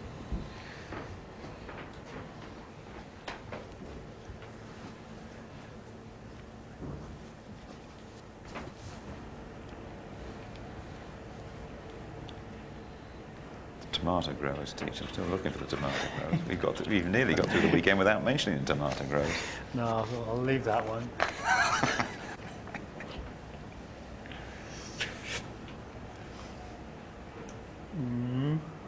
No, it's cucumbers for the sandwiches. You happy? Okay. Delighted that Murray has joined myself and Tony up here in the studio. Well, Murray, have Ferrari put the dagger through McLaren's throat here? No, Jim. You can beat the Reds, and McLaren can do it. I'm far from convinced that they are out as well as down. Yes, they're certainly down. But there's two things. The first is that Mika Häkkinen had a damaged car floor today. He had an electronic glitch in the engine. He lost a lot of time. If David Coulthard had made a better start, he would have blown Rubens Barrichello away very convincingly indeed. Silverstone is going to be something very special indeed because McLaren can do it. Tony, the big two still haven't really gone head-to-head without any mechanical glitches. No, that's true, but on today's evidence, McLaren was marginally the better car, and it means they are turning things around. They've done a lot of engine work by Ilmore and Mercedes, and although, as Murray said, there was a little glitch there, you can see signs of the Silver Arrows really coming back. It's, you know, it's still early in the season. Murray, the ideal start, wasn't it, for Mika Häkkinen? Not so for Michael Schumacher, but the birthday boy, Jacques Villeneuve. What a start he made here. Absolutely. I mean, Mika Häkkinen got away well. Michael Schumacher darted straight across in front of David Coulthard. Look at Villeneuve coming up, and Rubens Barrichello right alongside Michael Schumacher as they go into the first turn. In fact, Rubens Barrichello just squeezes through there in front of David Coulthard, and Jacques Villeneuve up into 5th place. Now here it is again, Rubens Barrichello, that's Coulthard on the left. Schumacher moves across in front of the McLaren. Rubens Barrichello got a fabulous run into that first corner. Michael Schumacher darted in front of him, and Rubens Barrichello slotted in front of the McLaren. Great driving. You tend to doff your hat to Michael Schumacher when he's your teammate and he's on your left. Jenson Button, there'll be all sorts of attention on him at Silverstone. I reckon this was a good learning weekend for him here, and really no criticism of the way he had to pull out. No, he fought back very well today in the warm-up session. He was a second closer, but this is what happened in the race. His engine let go, the Minardi spun at the same time, and for the second time in 3 races, Button was out through no fault of his own. Tony, all sorts of activity in the pits. In many ways, the race was won and lost there. Häkkinen and Schumacher involved, first of all. I mean, this was very exciting because they came in together. Häkkinen leading the race. He comes in, we thought, well, maybe he was going to make an early stop, but then we learned from our pit crew that Schumacher coming in at the same time. So this was the battle of the 2 crews. Michael Neglin's crew there of McLaren getting his man Häkkinen away first. We're thinking, well, where's Schumacher? At this stage, what's going on? He tarried a bit longer, extra 2 seconds, took that extra fuel for that longer second run, but a great contest in the pits, as you said.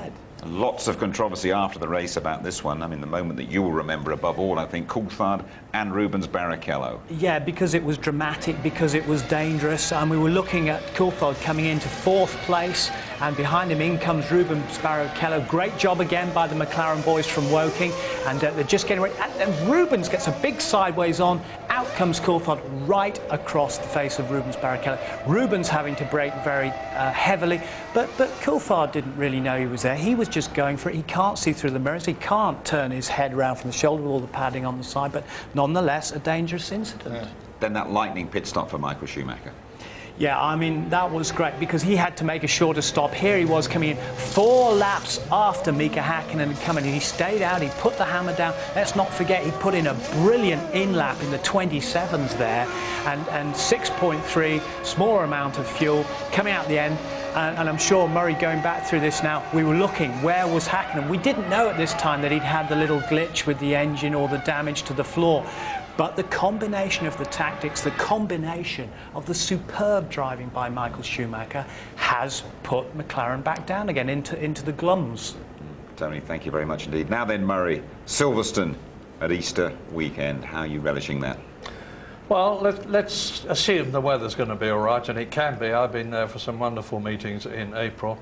It's a renewal of the contest of the Titans, McLaren versus Ferrari, and I wouldn't like to put money on any of the first 4. Thank you very much indeed.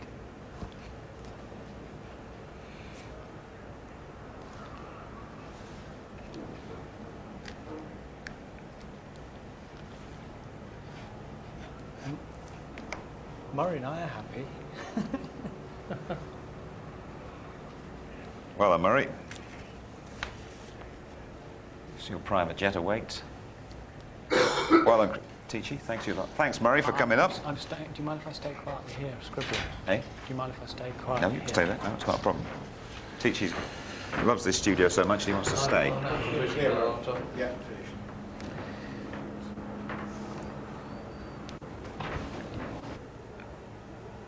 Oh, it starts that way, okay.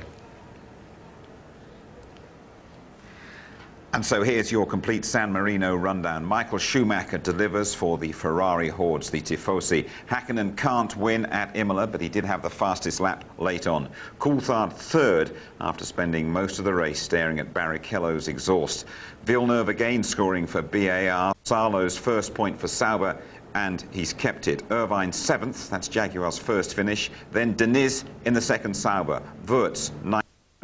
Johnny Herb in the second Jaguar home at 10th.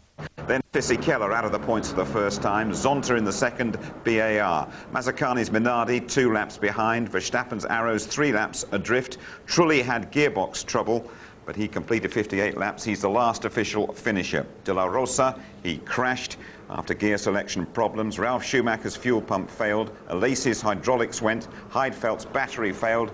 Button's engine blew, and Genet spun on the oil spill that followed. Frenson's gears, they stuck on. Next stop then, as we've been telling you, it's Easter weekend and we go to the British Grand Prix. Go at Silverstone! Out of control.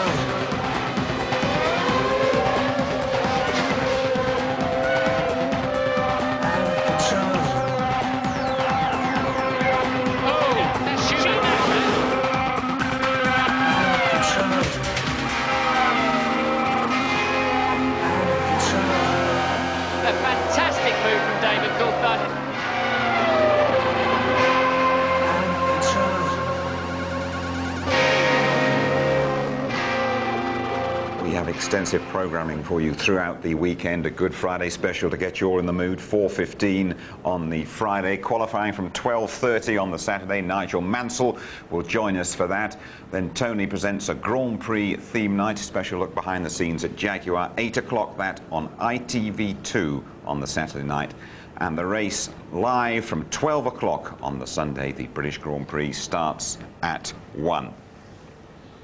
Catch me if you can. That's the message from Michael Schumacher and Ferrari. See you at Silverstone. Good night.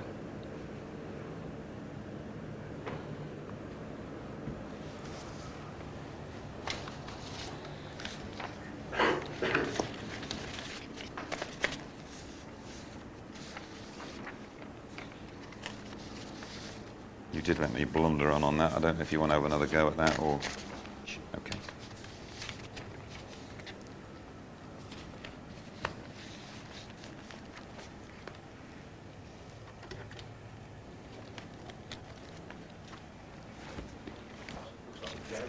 Thanks, Meridian. All the best.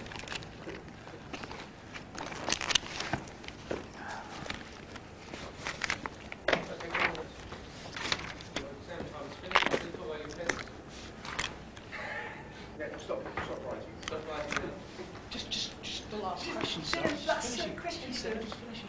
You wouldn't let me see his answer. See. I've got to get good marks, otherwise I'll get well involved. Well done, Keithley. Thanks, Di. Gerardo, thanks, pal. I'll come and see you. If you can. That's the message from Michael Schumacher and Ferrari. See you at Silverstone. Good night.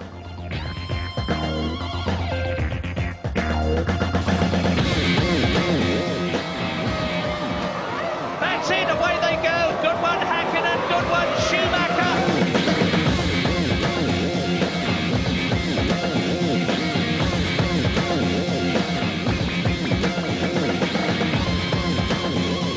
Sensational! And Michael Schumacher wins the San Marino Grand Prix.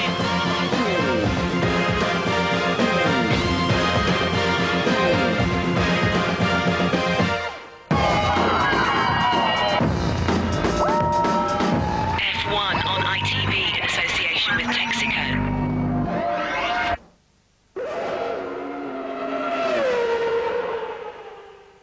If you would like to know more about Formula One, the website address sponsored by F1 Racing Magazine is www.itv-f1.com.